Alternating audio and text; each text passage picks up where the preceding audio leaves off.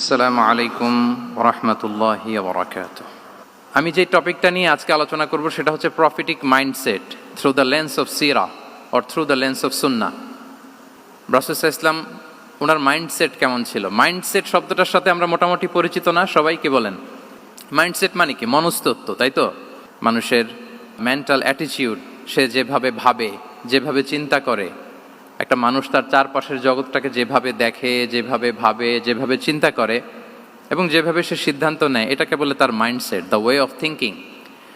তো রাসূলুল্লাহ সাল্লাল্লাহু আলাইহি ওয়া আলিহি ওয়াসাল্লামের মাইন্ডসেট কেমন ছিল?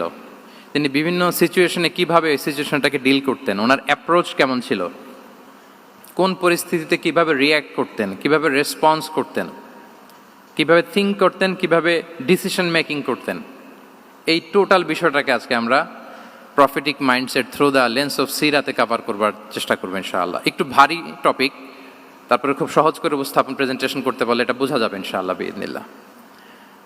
তাহলে আমি প্রায়ই রাসূল সাল্লাল্লাহু আলাইহি ওয়াসাল্লামের মাইন্ডসেট বোঝানোর জন্য সিরাতে ঢুকে যাব, মানে রাসূল সাল্লাল্লাহু আলাইহি ওয়াসাল্লামের আসিরা আল আতিরা আল মুবারাকা, ওনার বায়োগ্রাফিতে প্রবেশ করব এবং সেখান থেকে রেফারেন্সগুলো শেয়ার করব আপনাদের সাথে, এবং সুন্নাহ থেকে রেফারেন্স শেয়ার করব, যাতে করে আমাদের কাছে ক্লিয়ার হয় যে ওনার মাইন্ডসেটটা কেমন, দৃষ্টিভঙ্গি কেমন। আমরা অনেকে বলি না যে দৃষ্টিভঙ্গি বদলান তো জীবন বদলে যাবে, এটা বলি না আমরা? তার মানে এটা খুব গুরুত্বপূর্ণ, মাইন্ডসেট খুব গুরুত্বপূর্ণ। আমরা প্রফিটিক মাইন্ডসেট নিয়ে কথা বলবো ইনশাআল্লাহ। আমি আমার রিসার্চে 12টা মাইন্ডসেট খুঁজে পেয়েছি, based on my personal research. আরও কিছু মাইন্ডসেট থাকতে পারে, কিন্তু মেইনলি ঘুরে ফিরে এই 12টার মধ্যেই সীমাবদ্ধ রাসূল সাল্লাল্লাহু আলাইহি ওয়াসাল্লামের মাইন্ডসেট। সেই 12টা মাইন্ডসেট কি কি, আমি পয়েন্টগুলো উল্লেখ করে আমি মূল আলোচনাতে প্রবেশ করছি। প্রথম হচ্ছে গড সেন্ট্রিক মাইন্ডসেট, 2 নম্বরে ভিশন ওরিয়েন্টেড, 3 নম্বরে উইজডম ড্রিভেন, 4 নম্বরে রিফর্ম সেন্ট্রিক, 5 নম্বরে ওপেন মাইন্ডেড, 6 নম্বর এন্টারপ্রেনাল, 7 নম্বর কনসিডারেট, 8 নম্বর ট্রান্সপারেন্ট, 9 নম্বর এপ্রিসিয়েটিভ, 10 নম্বর হচ্ছে ফ্লেক্সিবল, 11 নম্বর অপটিমিস্টিক, 12 নম্বর হচ্ছে resilient. Based on my research, আমার ক্ষুদ্র গবেষণা আমি খুঁজে পেয়েছি যে রাসূল সাল্লাল্লাহু আলাইহি ওয়াসাল্লাম এই ধরনের মানসিকতার অধিকারী ছিলেন, এই অ্যাপ্রোচের অধিকারী ছিলেন। প্রথম যেই মাইন্ডসেটটা নিয়ে আমরা আলোচনা করব সেটা হচ্ছে গড সেন্ট্রিক মাইন্ডসেট বা আল্লাহ সেন্ট্রিক মাইন্ডসেট। অর্থাৎ রাসূল সাল্লাল্লাহু আলাইহি ওয়াসাল্লাম যে কোনো কাজে তিনি আল্লাহ তাআলাকে ফিল করতেন, সব কিছু ছিল আল্লাহ তাআলা কেন্দ্রিক। যাই তিনি করতেন না কেন, একজন মহান সত্তার সন্তুষ্টির জন্যই তিনি সেটা করতেন। তিনি কে? আওয়াজ করে বলুন, তিনি কে? আল্লাহ সুবহানাহু ওয়া তাআলা। তার সন্তুষ্টির জন্যই তিনি সব কিছু করতেন এবং সব সময় তিনি এটা ফিল করতেন যে আমার আসল ভরসা স্থল হচ্ছে আল্লাহ তাআলা। আসল ভরসা স্থল কে? আল্লাহ তাআলা। এবং আল্লাহকেই তিনি ওনার নিজের অভিভাবক হিসেবে সবসময় চিন্তা করতেন। এবং তার দয়ার পরশেই যে আমরা বেঁচে আছি, তিনি যে আমাকে আগলে রেখেছেন, সার্বক্ষণিক এটাকে মনের মধ্যে ধারণ করা, সবসময় এই চিন্তাটা ভেতরে লালন করা, এটাকেই বলে গড সেন্ট্রিক মাইন্ডসেট বা আল্লাহ সেন্ট্রিক মাইন্ডসেট। এই মাইন্ডসেটের অধিকারী যদি আপনি হতে পারেন, আপনি একটা ডিভাইন পাওয়ার শিল্ডের ভেতরে থাকবেন, একটা ডিভাইন প্রোটেকশনে থাকবেন। চারিদিকে তুফান, ঝঞ্ঝা, ঝড়, অনেক কিছু, কোনো কিছু আপনাকে স্পর্শ করবে না, কারণ আপনার গড সেন্ট্রিক মাইন্ডসেট আছে। একটা মহাশক্তিধর সত্তার সাথে আপনার সংযোগায়ন আছে, কানেক্টিভিটি আছে।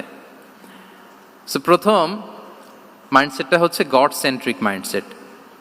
রাসূল সাল্লাল্লাহু আলাইহি ওয়াসাল্লাম সবসময় সব কিছু আল্লাহ তাআলার সন্তুষ্টির জন্য করতেন এবং তিনি ভাবতেন আমার কেউ না থাক, আল্লাহ আছে।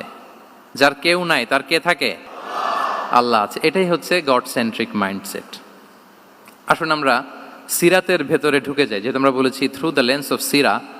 সিরাতের পরতে পরতে, সুন্নাহর পরতে পরতে আমরা দেখব যে তিনি গড সেন্ট্রিক মাইন্ডসেটের অধিকারী ছিলেন কিনা। আল্লাহর হাবিব সাল্লাল্লাহু আলাইহি ওয়া আলিহি ওয়াসাল্লাম একবার একটা যুদ্ধ থেকে ফেরার পথে মরুভূমির মাঝখানে সেনাবাহিনীকে থামিয়ে বিশ্রামের ঘোষণা দিলেন যে তোমরা একটু বিশ্রাম নাও।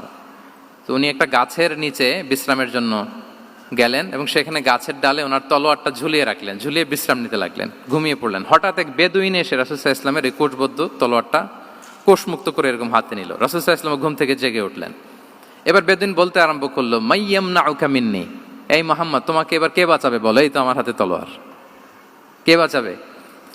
সাথে সাথেই আল্লাহর হাবিব সাল্লাল্লাহু আলাইহি ওয়া আলিহি ওয়াসাল্লাম উনি উত্তরে বললেন আল্লাহ। উত্তরে কি বললেন? কোনো চিন্তা ভাবনা নাই যে ওরে আঘাত করা যায় কিনা পাল্টা, বা কোনোভাবে ওর কনফিডেন্স ডাউন করা যায় কিনা, এদিক সেদিক কারো সাপোর্ট চাওয়া যায় কিনা, কোনো দিকে না তাকিয়ে কি বললেন? আল্লাহ। সব সময় তিনি আল্লাহ কেন্দ্রিক ছিলেন। এটাকে বলে গড সেন্ট্রিক মাইন্ডসেট। যে কোনো পরিস্থিতিতে তিনি আল্লাহ যে আমার সাথে আছেন এটা কল্পনা করতেন। এবং সুনানে আবু দাউদের একটি বর্ণনা এসেছে, রাসূল সাল্লাল্লাহু আলাইহি ওয়াসাল্লাম কান নবী সাল্লাল্লাহু আলাইহি ওয়াসাল্লাম ইযা হাযাবাহু আমরুন সাল্লা, তাকে যখন কোনো জিনিস বিচলিত করত তিনি জায়নামাজের মুসল্লায় দাঁড়িয়ে যেতেন, সালাতের জন্য দাঁড়িয়ে যেতেন। বিপদে পড়লেই আল্লাহর কাছে সেটা সঁপে দিতেন, শেয়ার করতেন। আমরা বর্তমানে কোনো বিপদে পড়লেই কি করি? আগে কোথায় শেয়ার করি? ফেসবুকে। আসলে করা উচিত কার সাথে? হ্যাঁ, আমার স্ত্রীর সাথে শেয়ার করার আগেও শেয়ার করব কার সাথে? আমার বন্ধুর সাথে শেয়ার করার আগেও শেয়ার করব কার সাথে? আল্লাহর সাথে। আমরা যদি হিজরতের ঘটনাটাকে একটু অ্যানালাইজ করি তাহলে দেখব যে গারে সাউরে যখন আল্লাহ রাসূল সাল্লাল্লাহু আলাইহি ওয়াসাল্লাম এবং আবু বকর রাদিয়াল্লাহু তাআলা আনহু ওনারা আশ্রয় নিয়েছিলেন রাত্রিবেলায়, কুরাইশরা যখন খুঁজতেছিল, আবু বকর রাদিয়াল্লাহু তাআলা আনহু বলেন যে কুরাইশদের পা দেখা যাচ্ছে, ওরা যে হেঁটে যাচ্ছে, একটু উকি মারলেই আমাদেরকে দেখা যায়।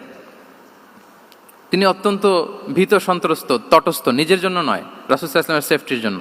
রাসূল সাল্লাল্লাহু আলাইহি ওয়াসাল্লাম আবু বকর রাদিয়াল্লাহু তাআলা আনহুকে বলেন যে আবু বকর চিন্তা করো না, লা তাহসান ইন্নাল্লাহা মা'ানা, আবু বকর চিন্তা করো না, আল্লাহ আমাদের সাথে আছেন।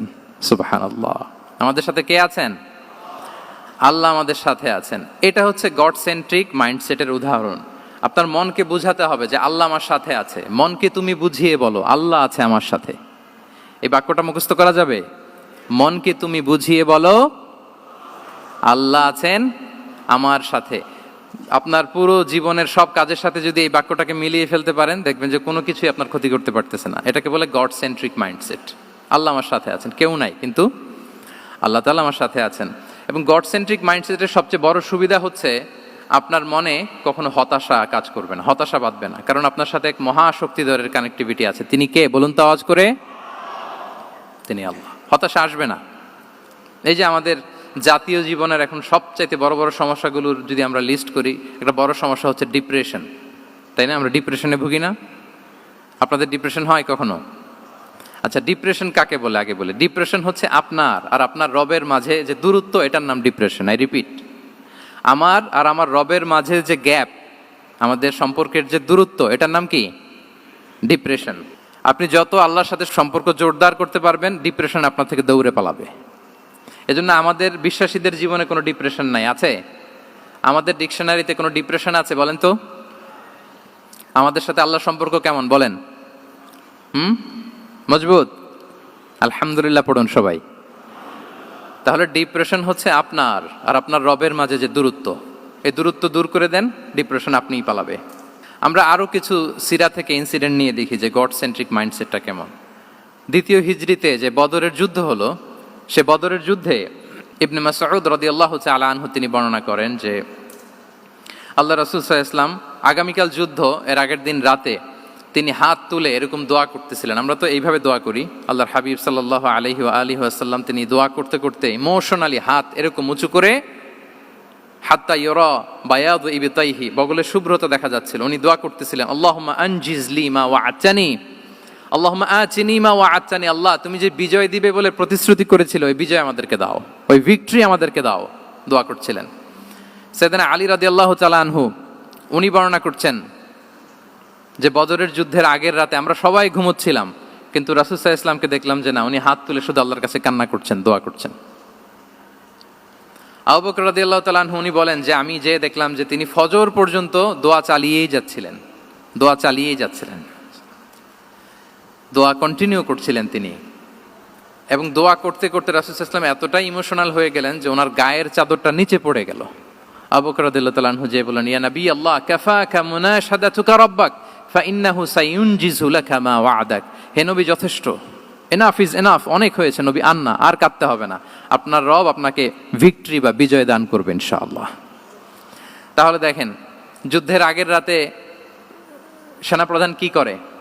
এই কৌশল ওই কৌশল, কোন দিক দিয়ে অ্যাটাক করা যাবে, ওয়ার স্ট্র্যাটেজি ঠিক করে, তার সাথে যারা আছে তাদের সাথে পরামর্শ করে। কিন্তু রাসূল সাল্লাল্লাহু আলাইহি ওয়াসাল্লাম সব কিছু সেট করে দিয়ে কার সাথে কানেক্টিভিটি গড়েছেন বলুন তো?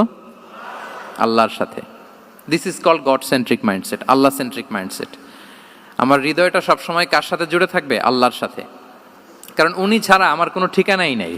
তাহলে এই মেন্টালিটি যদি আমরা ধারণ করতে পারি, এটাকে বলে গড সেন্ট্রিক মাইন্ডসেট। তাহলে রাসূলুল্লাহ সাল্লাল্লাহু আলাইহি ওয়া আলিহি ওয়াসাল্লামের যে 12টা মাইন্ডসেটের কথা আমরা বলেছি, তার প্রথমটা হচ্ছে গড সেন্ট্রিক। আল্লাহ তাআলা আমাদেরকে গড সেন্ট্রিক মাইন্ডসেট দান করুক। আমরা যে কোনো পরিস্থিতিতে যেভাবেই থাকি না কেন, আমরা বিপদে আপদে সবসময় ভরসা রাখবো কার উপর? এটাই হচ্ছে গড সেন্ট্রিক বা আল্লাহ সেন্ট্রিক মাইন্ডসেট। আচ্ছা, 2 নাম্বার মাইন্ডসেট হচ্ছে vision oriented mindset. Vision oriented mindset মানে হচ্ছে যার মধ্যে দূরদর্শিতা আছে, ফার সাইটেডনেস আছে, who can anticipate the future, যে ভবিষ্যৎ আগাম অনুমান করে ফেলতে পারে, সামনের পরিস্থিতিকে আগাম অনুমান করতে পারার যে যোগ্যতা বা দীর্ঘমেয়াদী চিন্তা করতে পারার যে ক্যাপাসিটি, এটাকে বলে ভিশন ওরিয়েন্টেড মাইন্ডসেট। এটা আল্লাহ রাসূল সাল্লাল্লাহু আলাইহি ওয়া আলিহি ওয়াসাল্লামকে আল্লাহ তাআলা দান করেছেন। উনি ভবিষ্যৎকে আগাম বুঝতে পারতেন, আগাম অনুমান করতে পারতেন, এবং সে অনুযায়ী তিনি স্ট্র্যাটেজি, প্ল্যান, পরিকল্পনা এটা তিনি সাজাতে পারতেন। এটাকে বলে ভিশন ওরিয়েন্টেড মাইন্ডসেট। এবার আসুন আমরা সিরাতের কিছু ইনসিডেন্টকে সামনে নিয়ে আসি যে তিনি কীরকম ভিশন ওরিয়েন্টেড মাইন্ডসেটের অধিকারী ছিলেন। আমরা সবাই হুদাইবিয়ার ঘটনা জানি না? কত হিজরিতে ঘটেছিল বলুন তো সবাই? 6ষ্ঠ হিজরিতে। লাকাদ সাদাকাল্লাহু রাসূলাহুর রুইয়া বিল হক লাতাদখুলুন্নাল মাসজিদাল হারামা ইনশাআল্লাহু আমিনিন। রাসূল সাল্লাল্লাহু আলাইহি ওয়াসাল্লাম 6ষ্ঠ হিজরিতে মদিনায় স্বপ্নে দেখলেন যে তিনি উমরা করতে যাচ্ছেন। তো নবীদের স্বপ্ন এটা কেবল স্বপ্ন নয়, এটা আল্লাহর পক্ষ থেকে ওয়াহি, রেভেলেশন। তো সেই হিসেবে তিনি 1400 সাহাবা নিয়ে উমরা করতে চলে গেলেন মক্কায়, কিন্তু মক্কাবাসী ঢুকতে দিল না, থামিয়ে দেয়া হলো। তো তখন একটা চুক্তি হয়েছিল, ওই চুক্তিতে বলা হলো, রাসূল সাল্লাল্লাহু আলাইহি ওয়াসাল্লাম লিখতে বললেন যে লিখো মিন মুহাম্মদ রাসূলুল্লাহ, আল্লাহর রাসূল মুহাম্মদের পক্ষ থেকে কুরাইশদের সাথে এই চুক্তি।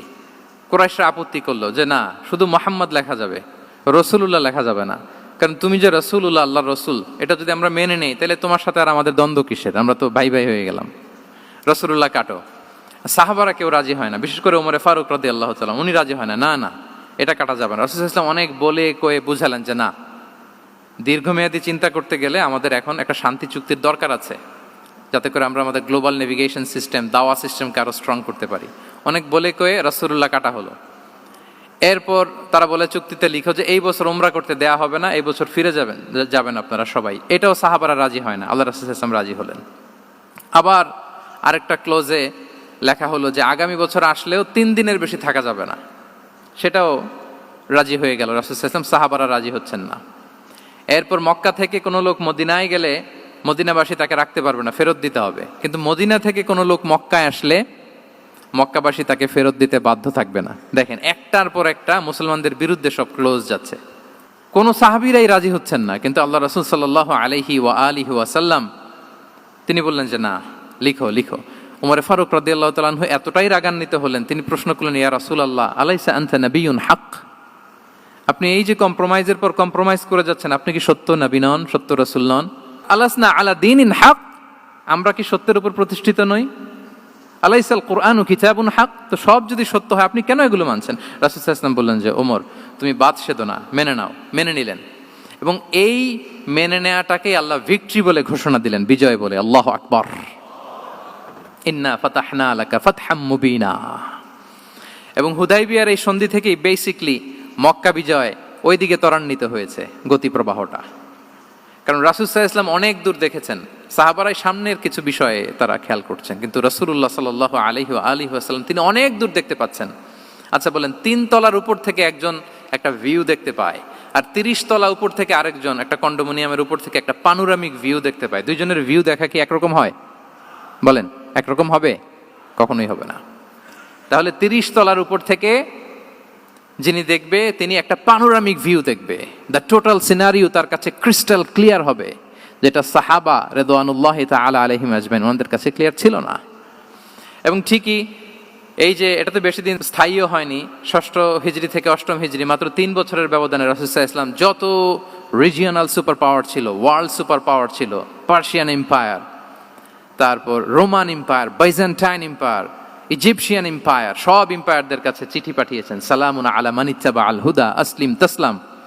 এবং ইসলামের এক্সপান্ড হয়েছে, ওনার গ্লোবাল নেভিগেশন সিস্টেম উনি চালু করেছেন। এর কারণ কি? উনি ছিলেন ভিশন ওরিয়েন্টেড মাইন্ডসেটের অধিকারী, দূরদর্শী, অনেক দূর দেখতে পেতেন, অনেক দূর তিনি দেখতে পেতেন, দীর্ঘমেয়াদী তিনি পরিকল্পনা করতে পারতেন। এটা হচ্ছে ভিশন ওরিয়েন্টেড মাইন্ডসেট যারা হয় তাদের ক্যারেক্টারিস্টিক্স বা ফিচার। আরও একটা উদাহরণ দেই, আপনারা কি বলতে পারেন আবিসিনিয়াতে নবুয়তি কত সালে সাহাবারা হিজরতে গিয়েছিল? বলতে পারবেন কেউ? হ্যাঁ, নবুয়তি কত সালে? 5ম সালে। হ্যাঁ, নবুয়তি 5ম বছর ওনারা আবিসিনিয়াতে, বর্তমানে যেটা ইথিওপিয়া বা ইরিত্রিয়া, সেখানে সাহাবারা হিজরতে গিয়েছিলেন। এবং আবিসিনিয়াতে এই যে হিজরতে গেল, তারা সবাই মিলে ফিরে এসেছিল মদিনায় কবে? এটা কি কেউ জানেন? আল্লাহ আকবার, মাশাআল্লাহ মাশাআল্লাহ। বসুন। খায়বার বিজয়ের দিন এসেছিলেন। আবিসিনিয়াতে যারা হিজরতে গিয়েছিলেন তারা মদিনায় ব্যাগ এন্ড ব্যাগেজ সব কিছু নিয়ে খায়বার বিজয়ের সময়, মানে 7ম হিজরিতে এসেছিলেন। তো রাসূল সাল্লাল্লাহু আলাইহি ওয়াসাল্লাম যখন মক্কা থেকে মদিনায় হিজরত করলেন, সব সাহাবারা মদিনায় চলে আসছেন। মদিনায় এখন একটা ইসলামিক সোসাইটি, ইসলামিক স্টেট। বদরের যুদ্ধে মুসলমানদের বিজয়, খন্দকে বিজয়, খন্দক তো 5মে। তারপরে ওনারা কেন আসে না বলেন তো? আসেনি। 7ম হিজরিতে এসেছেন। জাফর রাদিয়াল্লাহু তাআলা আনহুর নেতৃত্বে, সাইয়েদনা আলী রাদিয়াল্লাহু তাআলা আনহুর আপন ভাই, বড় ভাই, ওনার নেতৃত্বে যখন 7ম হিজরিতে ওখানে যাওয়ার 15 বছর পর যখন তারা সবাই ফিরলেন, রাসূল সাল্লাল্লাহু আলাইহি ওয়াসাল্লাম এত খুশি হলেন, তিনি বললেন, মা আদরি বি আইয়িহিমা আনা আফরাহ বি ফাতহি খাইবার আও বি কুদুমি জাফর। আমি কোনটাতে বেশি খুশি আজকে আমি জানি না, খায়বার বিজয়ে বেশি খুশি না আমার ভাই জাফরকে পেয়ে বেশি খুশি। আল্লাহু আকবার, এত খুশি হয়েছিলেন। তো এখন এমনি তো মনে প্রশ্ন জাগে যে রাসূল সাল্লাল্লাহু আলাইহি ওয়াসাল্লাম যখন মদিনায় চলে আসলেন, কোরআনের আয়াতগুলো নাজিল হয়, সালাত ফরজ হলো, জাকাত আসলো, সব হলো, একটার পর একটা হচ্ছে, ইসলামিক স্টেট, তো ওনারাই কেন আবিসিনিয়াতে পড়ে আছেন? প্রশ্ন জাগে না? ওই সময় একটা ক্রাইসিস মোমেন্ট ছিল, তখন ওনারা গিয়েছিল আবিসিনিয়াতে, কিন্তু আসে না কেন? ওনারা এসেছেন 7ম হিজরিতে। এর কারণ আবিসিনিয়ায় কিছু মুসলিমদেরকে রেখে দেওয়া, এটা রাসূলুল্লাহ সাল্লাল্লাহু আলাইহি ওয়াসাল্লামের প্ল্যান বি ছিল। কি ছিল? Plan B.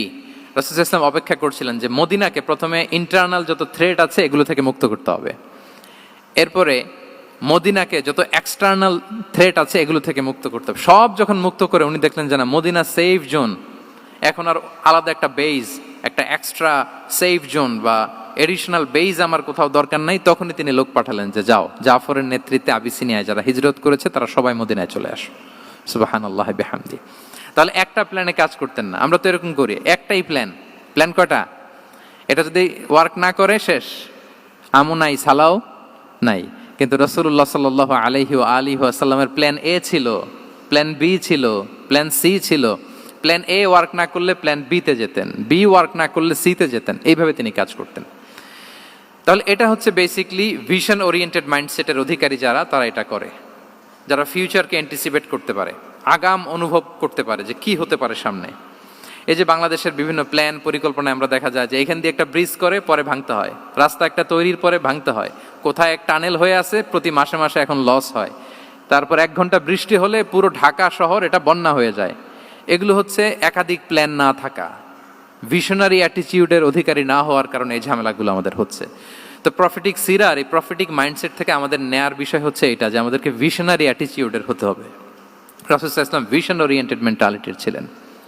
আগাম, আজ থেকে 50 বছর পরে বাংলাদেশে কি ক্রাইসিস হতে পারে, আজ থেকে ঠিক 100 বছর পরে বাংলাদেশে কি হতে পারে, ওই রোড ম্যাপকে সামনে রেখে আমাদেরকে প্ল্যান করতে হবে। এটাকে বলে ভিশন ওরিয়েন্টেড মাইন্ডসেটের অধিকারী হওয়া। 3 নাম্বার হচ্ছে উইজডম ড্রিভেন মাইন্ডসেট। উইজডম মানে হচ্ছে প্রজ্ঞা। প্রজ্ঞা কি? জ্ঞান আর কমন সেন্স দুইটা একসাথে হইলে ওইটারে প্রজ্ঞা বলে। When the knowledge and common sense join together, it reflects as wisdom. আপনার জ্ঞান এবং আপনার কমন সেন্স একসাথে হইলে ওইটা উইজডম হয়ে যায়। রাসূল সাল্লাল্লাহু আলাইহি ওয়াসাল্লাম ছিলেন প্রজ্ঞায় সমৃদ্ধ এক মননের অধিকারী। ওনার সব কিছুতেই প্রজ্ঞা ছিল। উইজডম ইন গিভিং অ্যাডভাইস, উপদেশ দেওয়ার সময় ছিল। উইজডম ইন পলিসি মেকিং এর সময় সেখানে প্রজ্ঞা ছিল। Wisdom in action strategic plan, কোনো স্ট্র্যাটেজিক প্ল্যানের ক্ষেত্রে প্রজ্ঞা ছিল। রাসূল সাল্লাল্লাহু আলাইহি ওয়াসাল্লাম একই প্রশ্নের উত্তর এক একজনকে এক একভাবে দিতেন। অনেক সাহাবারা জিজ্ঞেস করতেন যে রাসূলুল্লাহ একই প্রশ্ন, একে বললেন এইটা, ওরে বললেন ওইটা, ওরে বললেন আরেকটা, এটা কেন? তো রাসূল সাল্লাল্লাহু আলাইহি ওয়াসাল্লাম বললেন যে আমি জানি ওর কিসে ঘাটতি, আমি জানি ওর কি প্রয়োজন, আমি জানি ওকে কোন নাসিহাটা দিলে কাজ করবে, ফলে এক একজনকে আমি এক একভাবে ক্লারিফাই করেছি। আল্লাহু আকবার। This is called wisdom. আচ্ছা, উইজডম, রাসূল সাল্লাল্লাহু আলাইহি ওয়াসাল্লাম যে উইজডম ড্রিভেন মাইন্ডসেটের অধিকারী ছিলেন, এটার কয়েকটা এক্সাম্পল আমরা সিরাত থেকে দেখি। মক্কা বিজয় হয়েছে কত হিজরিতে? অষ্টম হিজরিতে যখন মক্কা বিজয় হলো, তখন রাসূল সাল্লাল্লাহু আলাইহি ওয়াসাল্লাম আম্মাজান আয়েশার সাথে গল্প করছিলেন আর বলছিলেন, আয়েশা, লাউলা হাদাসাতু আহদি কওমিকা বিল কুফরি লা নাকাতুল কাবাতা ওয়া লা জাআলতুহা আলা আসাসি ইব্রাহিম। আয়েশা, তোমার এই মক্কাবাসী, তোমার এলাকার লোকজন যদি একটা কেওস সৃষ্টি না করতো, তাহলে কাবার যে আসল শেপ, আমি ওই আসল শেপে এটাকে ফেরত নিতাম, কিন্তু নিতে গেলে এখন একটা ঝামেলা বাঁধবে, এজন্য নিব না। ব্যাপারটা হচ্ছে, আমরা এখন যে কাবাটাকে দেখি, এটা হচ্ছে স্কয়ার আকৃতির। স্কয়ার মানে কি? বর্গাকৃতি, তাই তো? বর্তমান কাবা কোন আকৃতির বলেন তো? একটা বড় কিউবের সাইজ না? দূর থেকে দেখলে মনে হয় একটা বড় কিউবের সাইজ, কিউবের আকৃতি মানে স্কয়ার, চতুর্ভুজ। কিন্তু সাইয়েদনা ইব্রাহিম আলাইহিস সালাম যে কাবা নির্মাণ করেছিলেন, এটা কিন্তু এরকম কিউব ছিল না, ওটা ছিল রেক্ট্যাঙ্গেল। রেক্ট্যাঙ্গেল ছিল, মানে আয়তাকৃতির ছিল, এরকম লম্বা। এই যে এই টেবিলটা যেরকম, টেবিলের যে শেপ এরকম ছিল, এরকম লম্বা কাবাঘর ছিল আয়তাকৃতির। কিন্তু এখন এটা কমে স্কয়ার আকৃতির হয়ে গেছে। এর কারণটা কি? কাবা একবার ওখানে অগ্নিকাণ্ড ঘটার কারণে ধ্বংস হয়েছিল, ফলে কাবাকে আবার রিনোভেশন করা লেগেছিল, পুনর্নির্মাণ। তো কুরাইশরা সিদ্ধান্ত নিয়েছিল, কাবা পুনর্নির্মাণে আমরা কোনো হারাম টাকা ইউজ করব না, যার কাছে যত হালাল টাকা আছে নিয়ে আসা হলো। কিন্তু হালাল টাকা যতটুকু জমা হয়েছে, এটা দিয়ে পুরো কাবা নির্মাণ হয় না, অর্ধেক হয়। ফলে কাবা যে আয়তাকৃতির ছিল, সেটা না হয়ে গেছে কি বলেন? বর্গাকৃতির, মানে স্কয়ার। ওই স্কয়ার কাবাই আজ পর্যন্ত রয়ে গেছে। কিন্তু ওই যে আয়তক্ষেত্রের যে শেপের মধ্যে যতটুকু জায়গা বাকি ছিল, ওইখানে দেখবেন একটা ক্রিসেন্টের মতো আছে, হেজরে ইসমাইল, হাতিমে কাবা বলে। ওইটার ভিতরে নামাজ পড়া আর কাবার ভিতরে নামাজ পড়া একই হুকুম। ওইটার ভিতরে নামাজ পড়া আর কাবার ভিতরে নামাজ পড়া কি একই হুকুম। ফলে ওই হাতিমের ভেতরে ফরজ সালাত আদায় হয় না, নফল সুন্নাত পড়া যায়। এমনকি কাবার ভেতরেও ফরজ সালাত আদায় করলে আদায় হবে না, কারণ নামাজের ফরজের মধ্যে একটা ফরজ হচ্ছে ইলা জিহাতিল কাবা, টু দ্য ডাইরেকশন অফ কেবলা। আপনার কেবলা মুখী হইতে হবে না। আপনি তো কাবার ভিতরে ঢুকে গেছেন, এখন কাবা কোন দিকে? কাবা তো নাই, বের হইতে হবে। বের হয়ে কাবা মুখী হলে সালাত হবে। I think you got the point. তো তাহলে রাসূল সাল্লাল্লাহু আলাইহি ওয়াসাল্লামের উইজডম বা প্রজ্ঞাটা এখানে দেখেন। আম্মাজান আয়েশা রাদিয়াল্লাহু তাআলা আনহাকে উনি বললেন যে, আয়েশা, মক্কা তো বিজয় হলো, মক্কার কন্ট্রোল তো এখন আমার হাতে। চাইলে আমি কাবাকে ভেঙে সেই ইব্রাহিম আলাইহিস সালামের যে বেইজ, ওরকম লম্বা করে শেপ দিতে পারি, কিন্তু দিব না। কেননা দিলে মক্কা একটা ক্যাওস হতে পারে। কি হতে পারে? কারণ তারা একেবারে ভেরি রিসেন্ট মুসলমান হয়েছে, তারা না বুঝেই বলবে যে সেই আদি কাবা, মুহাম্মদ এই কাবার অপমান করেছে, কাবাকে ভুলুণ্ঠিত করেছে, সম্মানকে নষ্ট করেছে, এরকম একটা কোশ্চেন রাইজ করতে পারে। এই জন্য আমি করলাম না। সুবহানাল্লাহ। This is called wisdom. এটাকে কি বলে? প্রজ্ঞা। এটাকে প্রজ্ঞা বলে। তাহলে আপনার জ্ঞান এবং আপনার কমন সেন্স দুইটা যখন কানেক্ট করে, তখন সেটা প্রজ্ঞা হয়। প্রজ্ঞার আরেকটা উদাহরণ যদি দেই সিরাত থেকে, রাসূল সাল্লাল্লাহু আলাইহি ওয়াসাল্লামের যে কনফ্লিক্ট রিজলভিং ক্যাপাসিটি ছিল, যখন কাবাকে পুনর্নির্মাণ করা হচ্ছে, তখন হাজরে আসওয়াদকে বের করা লেগেছিল, এবং রিনোভেশন শেষে আবার হাজরে আসওয়াদকে তার জায়গা মতো, মানে ব্ল্যাক স্টোন, যেটাতে চুমু দিলে মানুষের গুনাহ মাফ হয়ে যায়, হাজরে আসওয়াদ, চিনতে পেরেছেন না? ফলে অনেক বোনেরা যাদের জন্য হেজাব নিকাব মেনটেন করা হচ্ছে ফার্জ, পর্দার কোনো বালাই নাই, পুরুষের সাথে ধাক্কা ধাক্কি করে তার শরীর মিশে যাচ্ছে, গা মিশে যাচ্ছে, ধাক্কা ধাক্কি করে একটা সুন্নতের জন্য ফরজকে স্যাক্রিফাইস করে ফেলতেছে। মানে ফোকাস ঠিক নাই আর কি, কোথায় যে কোনটা করতে হবে ওইটাই ভুলে গেছে। তো এই হাজরে আসওয়াদ পাথরকে আবার জায়গা মতো রাখতে হবে। এখন কে রাখবে, এই নিয়ে মারামারি মক্কায়। বড় বড় চারটা গোত্র বলে, এই গোত্র বলে আমি রাখবো, এই গোত্র বলে আমি রাখবো, আরেক গোত্র বলে রক্তের গঙ্গা বইয়ে দেব মক্কায়, কিন্তু এই সম্মান অন্যকে নিতে দিব না, কারণ ইটস ভেরি প্রেস্টিজিয়াস ইস্যু।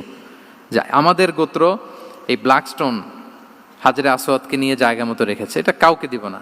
তো সবাই যখন মারমুখী, তখন আল্লাহ রাসূল সাল্লাল্লাহু আলাইহি ওয়া আলিহি ওয়াসাল্লাম তিনি সমাধান দিলেন যে মারামারির দরকার নাই, একটা চাদর নিয়ে আসো। নিয়ে আসা হলো। 4 গোত্রের 4 লিডারকে বললেন চাদরের 4 কোণা ধরো। চারজন চার কোনা ধরলো, রাসূল সাল্লাল্লাহু আলাইহি ওয়াসাল্লাম তিনি পাথরটা নিয়ে মাঝখানে রাখলেন। এবার চার নেতাকে বললো, আসো, জাতীয় চার নেতা চলে আসো, কাবার সামনে চলে আসলো। এরপরে আল্লাহ রাসূল সাল্লাল্লাহু আলাইহি ওয়াসাল্লাম ওনার মোবারক হাত দিয়ে, বরকতময় হাত দিয়ে হাজরা আসওয়াদকে নিয়ে নিজ হাতে রাখলেন। এবার সবাই হ্যাপি, কারণ অংশগ্রহণ করতে পারছে। আসলে মূল স্ট্যাটাস কিন্তু চলে গেছে রাসূলের দিকে, নাকি? ওরা তো এটা টাচও করতে পারেনি, পারছে? ওরা চাদর ধরেই হ্যাপি, কিন্তু পাথরটা ধরেছিল কে? রাসূল সাল্লাল্লাহু আলাইহি ওয়াসাল্লাম। চাদরে রেখেছিল কে? রাসূল সাল্লাল্লাহু আলাইহি ওয়াসাল্লাম। চাদর থেকে নিয়ে আবার কাবা ঘরে সেট করেছিল কে? রাসূলুল্লাহ সাল্লাল্লাহু আলাইহি ওয়াসাল্লাম। এভাবে উনি কনফ্লিক্ট রিজলভ করতেন থ্রু হিজ উইজডম, ওনার প্রজ্ঞার মধ্য দিয়ে। আমরা যদি তায়েফের ঘটনা দেখি, রক্তাক্ত হয়েছেন, পাহাড়রক্ষী ফেরেশতারা এসে বলেছে, রাসূলুল্লাহ জাস্ট অর্ডার করেন, আমরা কলাপস করবো এমনভাবে the entire Taif city will be collapsed, একেবারে স্ম্যাশ করে দিব, পাউডার হয়ে যাবে। রাসূল সাল্লাল্লাহু আলাইহি ওয়াসাল্লাম বললেন, না, বাল আরজু আন ইউখরিজাল্লাহু মিন আসলাবিহিম মান ইয়াবুদুল্লাহ ওয়াহদাহ ওয়া লা ইউশরিকু বিহি শাইআ। তিনি বললেন, না, ওদেরকে ধ্বংস করে দিও না, ওদেরকে ধ্বংস করলে লা ইলাহা পড়বে কে? সুবহানাল্লাহ। কি উইজডম ড্রিভেন ছিলেন উনি।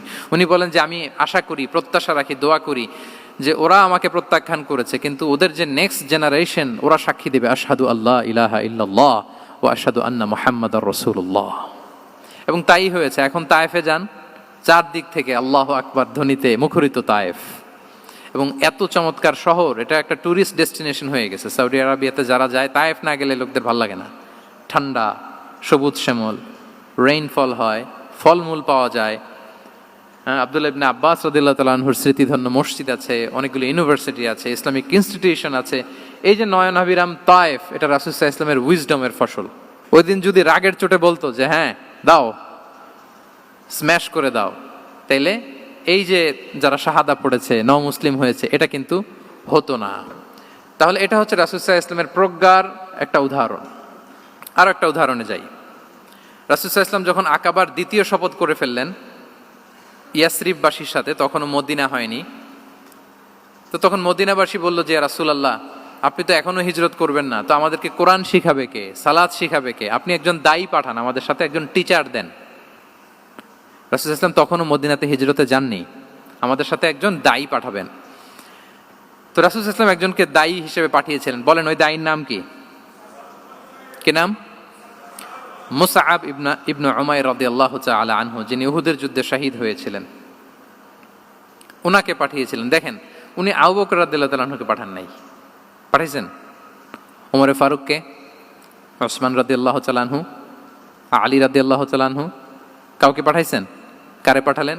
মুসআবকে। এর কারণ হচ্ছে উনি দেখতে খুব স্মার্ট ছিলেন, খুব ড্যাশিং ফেসের অধিকারী ছিলেন, মক্কার এলিট ফ্যামিলির একজন যুবক ছিলেন, এবং উনি সবচাইতে দামি দামি পারফিউম কালেক্ট করে ওইটা দিতেন।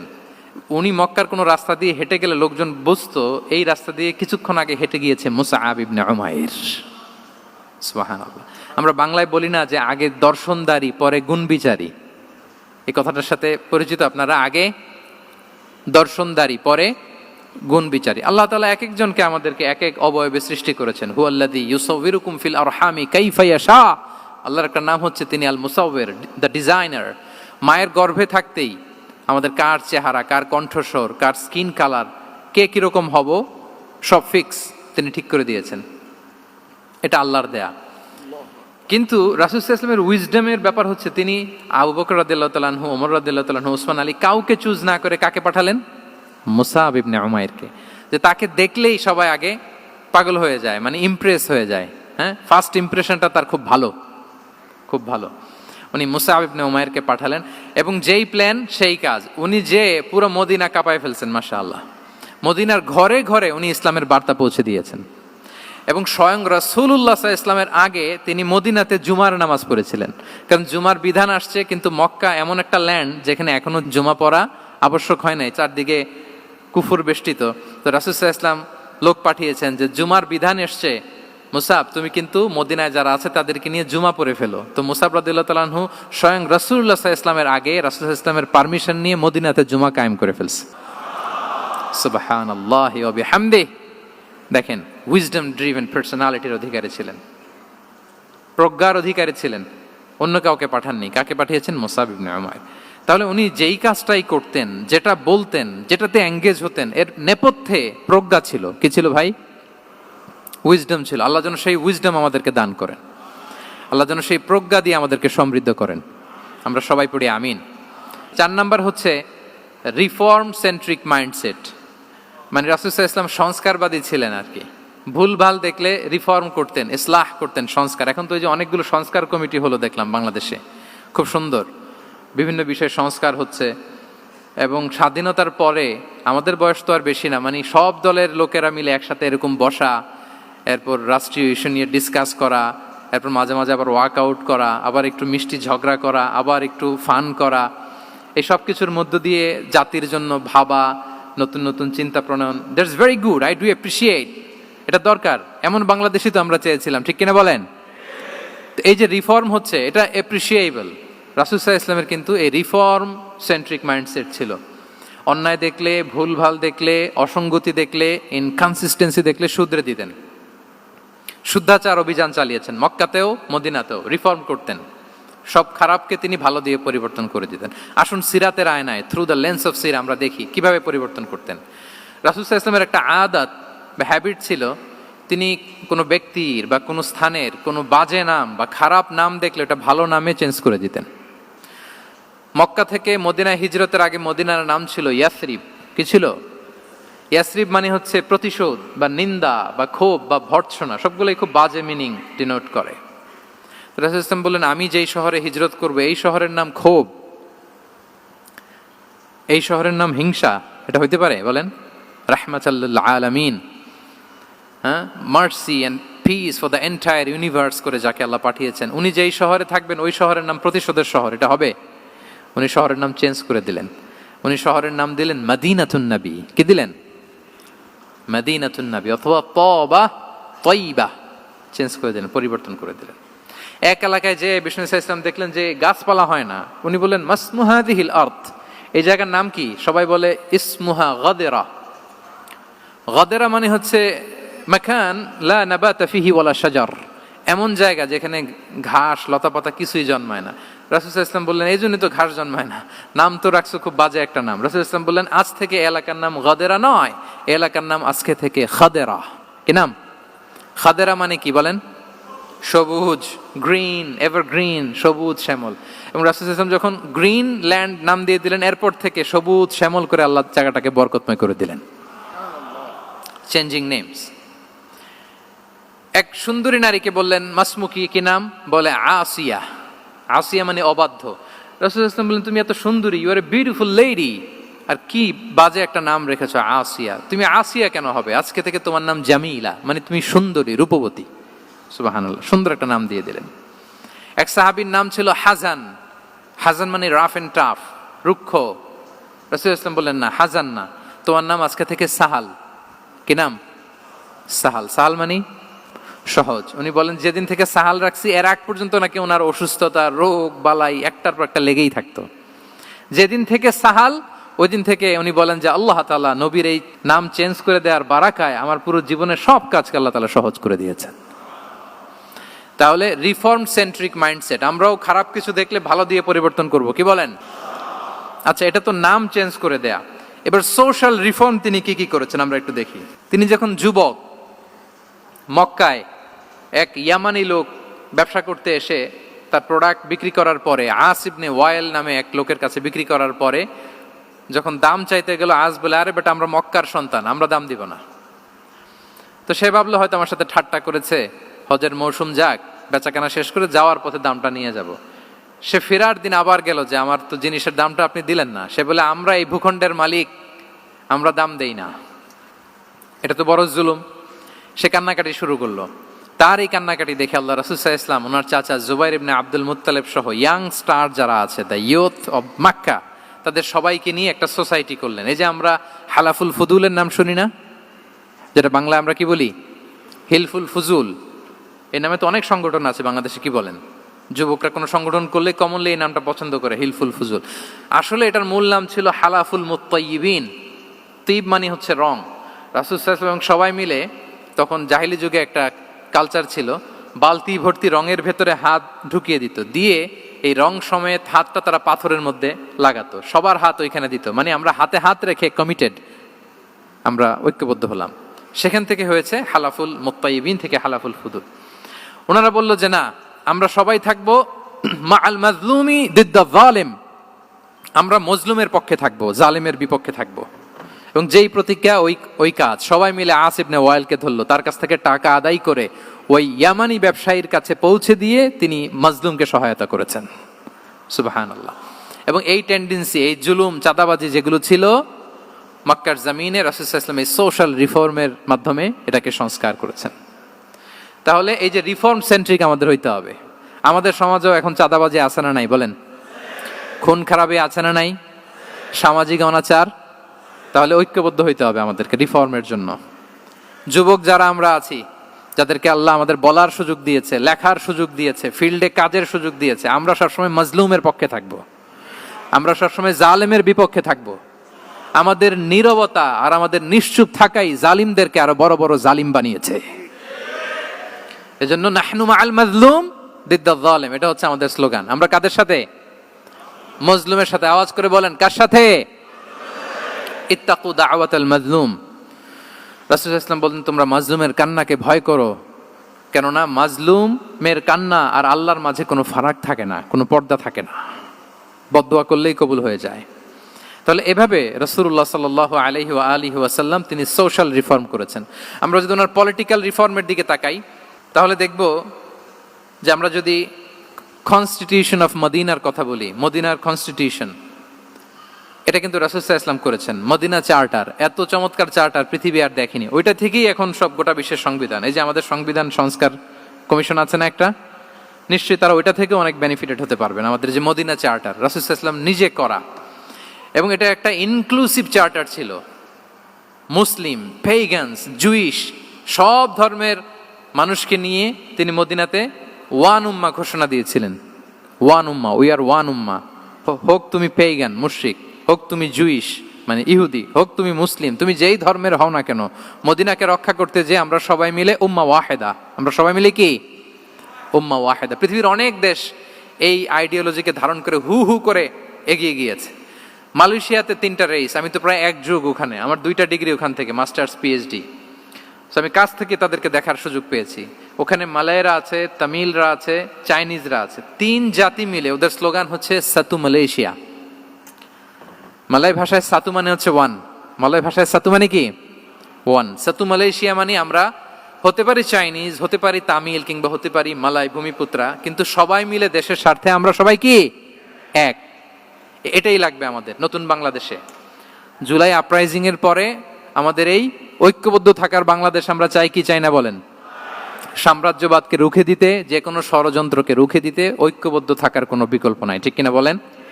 ঐক্যবদ্ধ থাকতে হবে আমাদেরকে, যেটা রাসূলুল্লাহ সাল্লাল্লাহু আলাইহি ওয়া আলিহি ওয়াসাল্লাম মদিনা চার্টারে আমাদেরকে শিখিয়েছেন যে আমরা ওয়ান উম্মাহ। তাহলে খারাপ নাম দেখলে চেঞ্জ করতেন, পলিটিক্যাল রিফর্ম করেছেন ওয়ান উম্মাহ গঠনের মধ্য দিয়ে। ফিনান্সিয়াল রিফর্ম যদি বলি, শুধু financial reforms by prophet Muhammad peace be upon him, এটা নিয়ে লম্বা কথা বলা যেতে পারে। শুধু একটা উদাহরণ দিয়ে শেষ করি। বিদায় হজের ভাষণে উনি সুদকে চিরতরে কবরস্থ করেছেন, সুদকে চিরতরে কবরস্থ করেছেন, এবং এটা অন্যের জন্য না, নিজের ঘর দিয়ে শুরু করেছেন। উনি বলেছেন যে এই হানাহানি, রক্তপাত এটা বন্ধ, আমার গোত্রের একটা এরকম রক্তের দাবি আছে, এটা আমি শেষ ঘোষণা করলাম। এরপর বললেন যে সুদ কবর দিলাম, অন্য জায়গা থেকে না, আমার পরিবার থেকে। রাসূল ইসলামের চাচা স্বয়ং আব্বাস রাদিয়াল্লাহু তাআলা আনহুর অনেক সুদের ট্রানজাকশন ছিল, ইন্টারেস্ট, সুদের ব্যবসা ছিল। রাসূল ইসলাম বলেন আজকে থেকে এই সুদ আমি চিরতরে মাটির নিচে কবর দিয়ে দিলাম। আল্লাহু আকবার। দেখেন সোশ্যাল রিফর্ম। তাহলে পরিবর্তন করতে হলে আগে নিজের ঘর থেকে, আগে কোত্থেকে? নাকি ওই ফ্যামিলি থেকে? হ্যাঁ, আমাদের মধ্যে যেটা হয়, আমরা ওয়াজ নসিহত বা ভালো কথা শুনলেই এটাকে ধরে নিই যে এটা ওর জন্য, ওর জন্য, মানে প্রত্যেকটা ওয়াজই যে আমার জন্য হইতে পারে, প্রত্যেকটা নসিহাতের যে প্রাইম অডিয়েন্স আমি হইতে পারি, এইটা আমাদের মাথায় কেন যেন আসে না। আমরা কোনো ভালো নসিহত শুনলে আমরা ভাবি এটা আসলে সমাজে দরকার, ওর দরকার, আমার ভাইয়ের দরকার, কিন্তু এটা যে আমার দরকার, প্রতিটা নাসিহাতের প্রথম অডিয়েন্স হওয়া দরকার কে? আমি নিজে। তাহলে পরিবর্তন শুরু করতে হবে নিজ থেকে। ওর এই সমস্যা, ওর এই সমস্যা, ওর এটা, আরে মিয়া তোমার কি সমস্যা ওইটা বলো। শুধু ওর ওর না দেখে নিজেরটাও দেখতে হবে। দেখেন, অন্যের দিকে এক আঙ্গুল দেখালে নিজের দিকে কয় আঙ্গুল যায় বলেন তো? এই যে নিজের দিকে কিন্তু তিনটা। আমি যদি এরকম করি তা আমার দিকে আসে তিনটা। এজন্য নিজ থেকে, নিজের ফ্যামিলি থেকে আমরা সংস্কার শুরু করব। কি বলেন? ওমরে ফারুক রাদিয়াল্লাহু তাআলা আনহু যখন ফ্যামিলি মিটিংয়ে বসতেন, উনি ওনার সন্তানদেরকে বলতেন, শোনো, তোমরা খলিফাতুল মুসলিমিন, আমিরুল মুমিনিনের সন্তান। তোমাদের কোনো বাজে কাজ যদি সমাজে আসে, তোমাদের কোনো অন্যায় যদি আমার কানে আসে, অন্যের জন্য যা শাস্তি তোমাদের জন্য হবে ডবল শাস্তি। ওমরে ফারুক সন্তানদেরকে বলতেন, তোমরা যদি কোনো ভুল করো, একটা যদি হদ কায়েম করা লাগে এমন অন্যায় যদি করো, একটা হচ্ছে আল্লাহর দেয়া হদ, আর একটা হবে আমি উমরের দেয়া হদ। কারণ আমার মতো খলিফাতুল মুসলিমিনের সন্তান হয়ে পাপ তুমি কেন করলে? দেখেন অন্যের বাচ্চা কি করছে, অন্যের, আমাদের তো ওই মেয়েটার সমস্যা, ওনার ছেলের সমস্যা, এগুলো আমার ছেলের যে কি অবস্থা, আমার পরিবারের যে কি হালাত, আমার স্ত্রীর যে কি দশা, ওইটা নিয়ে আমরা ভ্রুক্ষেপ করি না বা চিন্তা করি না। তাহলে সম্মানিত সুধীমণ্ডলী, আমরা পরিবর্তন শুরু করবো কোত্থেকে? অন্যের বাড়িঘর থেকে নাকি? হ্যাঁ, কোত্থেকে?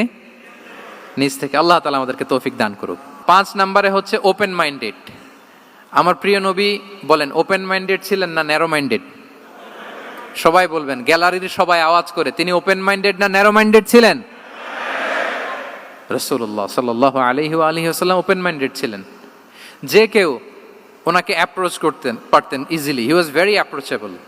ছোট বড় আবাল বৃদ্ধ বনিতা ওনার সাথে কথা বলতে স্বাচ্ছন্দ্য বোধ করতো, ভয় পেত না। এজন্য সিরাতের পরতে পরতে দেখবেন এক শিশু এসে প্রশ্ন করে, নারী এসে প্রশ্ন করে, বৃদ্ধ এসে প্রশ্ন করে, বন্ধু এসে প্রশ্ন করে, শত্রু এসে কনভারসেশন করে, সবাই এসে ওনার সাথে কথা বলতে পারতো। সুবহানাল্লাহ। এবং এগুলো উনি অ্যাকোমোডেট করতে পারতেন। কি করতে পারতেন?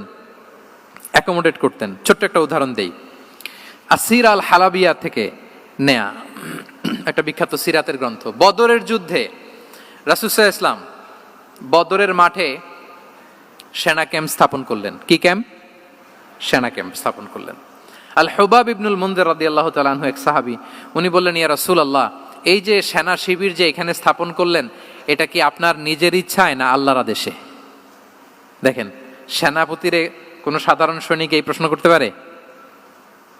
করলে চাকরি থাকবে? কিন্তু রাসূল সাল্লাল্লাহু আলাইহি ওয়াসাল্লামের কাছে সাহস নিয়ে আল হুবাব ইবনুল মুনজির বলে, ইয়া রাসূলুল্লাহ, এই যে সেনা শিবির স্থাপন করলেন, এটা কি আপনার ইচ্ছায় নাকি এটা ওয়াহি?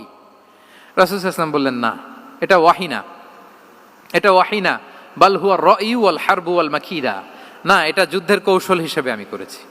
আল হুবাব ইবনুল মুনজির বললেন, ইয়া রাসূলুল্লাহ, তাহলে সঠিক জায়গায় সেনা ক্যাম্প স্থাপন হয় নাই। রাসূলের দিকে তাকিয়ে বলতেছেন যে আপনি যেখানে করছেন ওখানে ঠিক হয় না ইয়া রাসূলুল্লাহ, আপনি অভয় দিলে আমি বলতে পারি কোথায় ঠিক হবে। রাসূল সাল্লাল্লাহু আলাইহি ওয়াসাল্লাম বললেন, তাই? আমি যেটা করছি এটা ঠিক হয় নাই, তাহলে কোনটা ঠিক বলো? উনি বললেন, ওই যে বদরে একটা কুয়া আছে যেখানে পানির ব্যবস্থা আছে, ওইটার সামনে ব্যারিকেড দিয়ে আমাদের শিবির করতে হবে। তাহলে আমরা বদরের কুয়া থেকে পানি খাইতে পারবো, সারাদিন পানি খাবো, আর কাফিররা যুদ্ধে তো মারা যাবে, পানির অভাবে মারা যাবে। সুবহানাল্লাহ পড়বেন না? রাসূল সাল্লাল্লাহু আলাইহি ওয়াসাল্লাম বললেন, আরে তাই তো, তুমি তো ঠিকই বলেছো, এভাবে তো আমি ভেবে দেখিনি। আবার তিনি অ্যানাউন্স করে দিলেন যে সেনা শিবির এখানে যেই তাবু টাঙানো হয়েছে এখান থেকে মুভ করে আল হুবাব যেখানে ইন্ডিকেট করেছে ঠিক ওই জায়গায় যে শিবির স্থাপন করো। তাহলে আওয়াজ করে বলুন, ওপেন মাইন্ডেড না ন্যারো মাইন্ডেড? আমরা অনেক সময় আমাদের অধীনস্থদের কথা শুনতে চাই না। অনেক সময় অধীনস্থদের মাথা থেকেও দারুণ দারুণ দুর্দান্ত আইডিয়া চলে আসতে পারে। ইগনোর করবেন না সব সময়, আপনি দেখবেন যে তার কাছ থেকে ভালো আইডিয়া এসছে কিনা। তাহলে রাসূল সাল্লাল্লাহু আলাইহি ওয়াসাল্লাম এটাকে ইগনোর না করে অ্যাকোমোডেট করলেন। সুবহানাল্লাহ।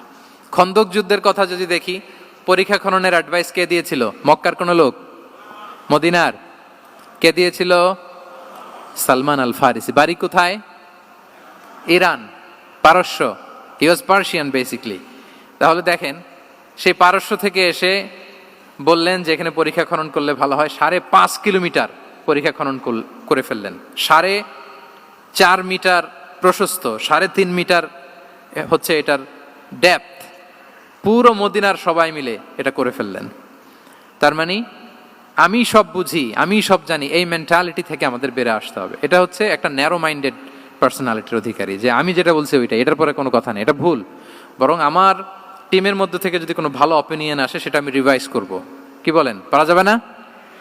তাহলে ওপেন মাইন্ডেড পার্সোনালিটি ছিলেন রাসূলুল্লাহ সাল্লাল্লাহু আলাইহি ওয়াসাল্লাম। 6 নম্বর মাইন্ডসেট হচ্ছে অন্টারপ্রেনাল মাইন্ডসেট। অন্টারপ্রেনাল, এখন তো এটা আপনারা সবাই খুব বেশি শোনেন, অন্টারপ্রেনারশিপ, অন্টারপ্রেনাল মাইন্ডসেট আসলে অনেক কিছুর সমন্বয় হয়। 1 নম্বর, যার প্রোঅ্যাক্টিভ অ্যাটিটিউড যাদের থাকে, solution focused not problem focused. Problem সৃষ্টি হইলে ওইদিকে ফোকাস না করে কিভাবে সলিউশন করা যায় ওইদিকে ফোকাস করতেন। এরপর যে হিউম্যান রিসোর্সের ভালো ম্যানেজ করতে পারে, রিসোর্স কম কিন্তু to take the best out of this resource. অনেকে দেখবেন যে ছোট্ট জিনিসকে অর্গানাইজ করে এত সুন্দর প্রেজেন্টেশন করে, আবার অনেকের অনেক আছে কিন্তু সেটাকে প্রেজেন্ট করতে পারে না, এরকম আছে না নাই? রাসূল সাল্লাল্লাহু আলাইহি ওয়াসাল্লাম অল্প রিসোর্স দিয়ে অনেক বড় কিছু অ্যারেঞ্জ করতে পারতেন, সুবহানাল্লাহ। এবং he was a very good talent hunter. রাসূল সাল্লাল্লাহু আলাইহি ওয়াসাল্লাম একজন চৌকস ট্যালেন্ট হান্টার ছিলেন। He was a very good observer. সাহাবীদের কার কি ট্যালেন্ট এটা তিনি নোট করতেন। যার যে দক্ষতা তাকে তার ওই দক্ষতা দিয়ে ইসলামের সেবা করতে উৎসাহ দিতেন। যখনই কোনো প্রতিভাবান সাহাবীকে তিনি দেখেছেন, তিনি ইসলামের জন্য সেই প্রতিভাকে কাজে লাগানোর চেষ্টা করেছেন। একজনকে দিয়ে সবটা করেননি। আমাদের সমাজে এই একটা ভুল ধারণা আছে, আমরা অনেকে একজনের কাছ থেকে সব কামনা করি। একজন সব করতে পারে না, পারে? যারা পারেও কোনোটাই ভালোভাবে পারে না, সব পারে একটু একটু পারে। তো রাসূল সাল্লাল্লাহু আলাইহি ওয়াসাল্লাম ট্যালেন্ট হান্টার ছিলেন, যার যেখানে ট্যালেন্ট তাকে ওই কাজে লাগাতেন। বলেন তো খালিদ বিন ওয়ালিদ রাদিয়াল্লাহু তাআলা আনহুকে আল্লাহ রাসূল সাল্লাল্লাহু আলাইহি ওয়াসাল্লাম কি কাজে লাগিয়েছিলেন? অনেক পরে ইসলাম ধর্ম গ্রহণ করেছেন, কিন্তু যুদ্ধের অভিযানে পাঠিয়েছেন এবং পরবর্তীতে তিনি সেনাপ্রধান হয়েছিলেন মুসলিম ব্যাটালিয়নের। কারণ উনি ওয়ার স্ট্র্যাটেজি জানতেন। ওনার আক্রমণের কারণে তো উহুদের প্রান্তরে মুসলিমরা প্রায় নাস্তানাবুদ হওয়ার অবস্থা, তাই না? অনেক পরে আল্লাহ তাআলা ওনাকে ইসলামের জন্য কবুল করলেন। তাহলে উনি ওয়ার স্ট্র্যাটেজি জানতেন, ফলে রাসূল সাল্লাল্লাহু আলাইহি ওয়াসাল্লাম ওনাকে যুদ্ধের জন্য কাজে লাগিয়েছেন। তাহলে সবাইকে একটা দিলে হবে না, প্যারাসিটামল 3 বেলা সবার জন্য হবে নাকি যার যে রোগ সে অনুযায়ী প্রেসক্রিপশন? হ্যাঁ, খালিদ বিন ওয়ালিদ রাদিয়াল্লাহু তাআলা আনহু তিনি সমরবিদ ছিলেন, রণকৌশলী। ওনাকে বানিয়েছেন সেনাপ্রধান। আওয়াজ করে বলুন, কি প্রধান? উনি সেনাপ্রধান হয়েছিলেন। আচ্ছা, আপনারা হাসান বিন সাবিত রাদিয়াল্লাহু তাআলা আনহুর নাম শুনেছেন নিশ্চয়ই। ওনাকেও তো যুদ্ধের ময়দানে পাঠিয়েছেন না? ওনারা পাঠিয়েছেন। ওনারা দিয়ে কি করছেন বলেন? কবিতা লিখতেন। ওনার কাব্য প্রতিভা ছিল। উনি বেসিক্যালি যুদ্ধ করতে জানতেন না, এজন্য রাসূল সাল্লাল্লাহু আলাইহি ওয়াসাল্লাম যুদ্ধে ওনাকে পাঠাতেনও না। বিভিন্ন যুদ্ধে ওনাকে না পাঠিয়ে নারীদেরকে, মদিনার নারী শিশু ভালনারেবলস যারা আছে তাদেরকে দেখভাল করার জন্য মদিনায় উনি রেখে যেতেন, কারণ আল্লাহ তাআলা ওনাকে কাব্য প্রতিভা দিয়েছিলেন। ওনার এক এক কবিতা পড়লে গায়ের লোম খাড়া হয়ে যায়। You will have goosebumps, literally আপনার গায়ের পশম দাঁড়িয়ে যাবে। এবং উনি ওনার কবিতা দিয়ে মুসলিমদেরকে, সাহাবীদেরকে উজ্জীবিত করতেন। মসজিদে নববীতে আল্লাহ রাসূল সাল্লাল্লাহু আলাইহি ওয়াসাল্লাম ওনার মিম্বারের পাশে শুধু হাসান বিন সাবিত রাদিয়াল্লাহু তাআলা আনহুর জন্য আলাদা একটা মিম্বার বানিয়েছিলেন, যে হাসান তুমি ওখানে উঠে কবিতা লিখে আমার সাহাবাদেরকে উজ্জীবিত করবে জিহাদের জন্য। আল্লাহু আকবার। তাহলে একজনকে সেনাপ্রধান, আরেকজনকে জাতীয় কবি, আরেকজনকে হাসান বিন সাবিত রাদিয়াল্লাহু তাআলা আনহুকে কি বানালেন? জাতীয় কবি বানালেন। আচ্ছা, হুযাইফা ইবনুল ইয়ামান রাদিয়াল্লাহু তাআলা আনহু, ওনার ছিল ডিটেকটিভ মাইন্ড, এজন্য ওনাকে রাসূল সাল্লাল্লাহু আলাইহি ওয়াসাল্লাম মদিনার গোয়েন্দা বিভাগের প্রধান বানিয়েছেন, head of detective division. Hudhaifa ibnul Yaman ছিলেন মদিনার কি? হেড অফ ইন্টেলিজেন্স, গোয়েন্দা বিভাগের প্রধান। মুআয ইবনে জাবাল রাদিয়াল্লাহু তাআলা আনহু প্রশাসনিক কাজ খুব ভালো বুঝতেন। মদিনার সবচাইতে বড় সিনিয়র আমলা ছিলেন মদিনা রাষ্ট্রের সবচাইতে সিনিয়র আমলা মুআয ইবনে জাবাল রাদিয়াল্লাহু তাআলা আনহুকে রাসূল সাল্লাল্লাহু আলাইহি ওয়াসাল্লাম কবিতা লেখার দায়িত্বও দেন নাই, গোয়েন্দাগিরি করতে দেন নাই, ওনাকে ইয়ামানের গভর্নর করে পাঠিয়েছেন। সুবহানাল্লাহি বিহামদি। তাহলে যার যে যোগ্যতা তাকে সেই জায়গায় কাজে লাগানো, এটাকে বলে এন্টারপ্রেনাল মাইন্ডসেট। এটা কি বলে? এন্টারপ্রেনাল মাইন্ডসেট। আল্লাহ হাবিব সাল্লাল্লাহু আলাইহি ওয়াসাল্লামের এই মাইন্ডসেট ছিল। 7 নাম্বার মাইন্ডসেট হচ্ছে কনসিডারেট মাইন্ডসেট। কনসিডারেট মানে হচ্ছে সুবিবেচক, যার বিবেচনা আছে, অথবা যে অন্যের প্রতি সহানুভূতিশীল, উচ্চ বিবেকবোধ সম্পন্ন ব্যক্তিত্ব। রাসূল সাল্লাল্লাহু আলাইহি ওয়াসাল্লাম he was the man of 6 senses. ওনার 6টা সেন্স কাজ করতে একসাথে। কয়টা? আমাদের করে কয়টা?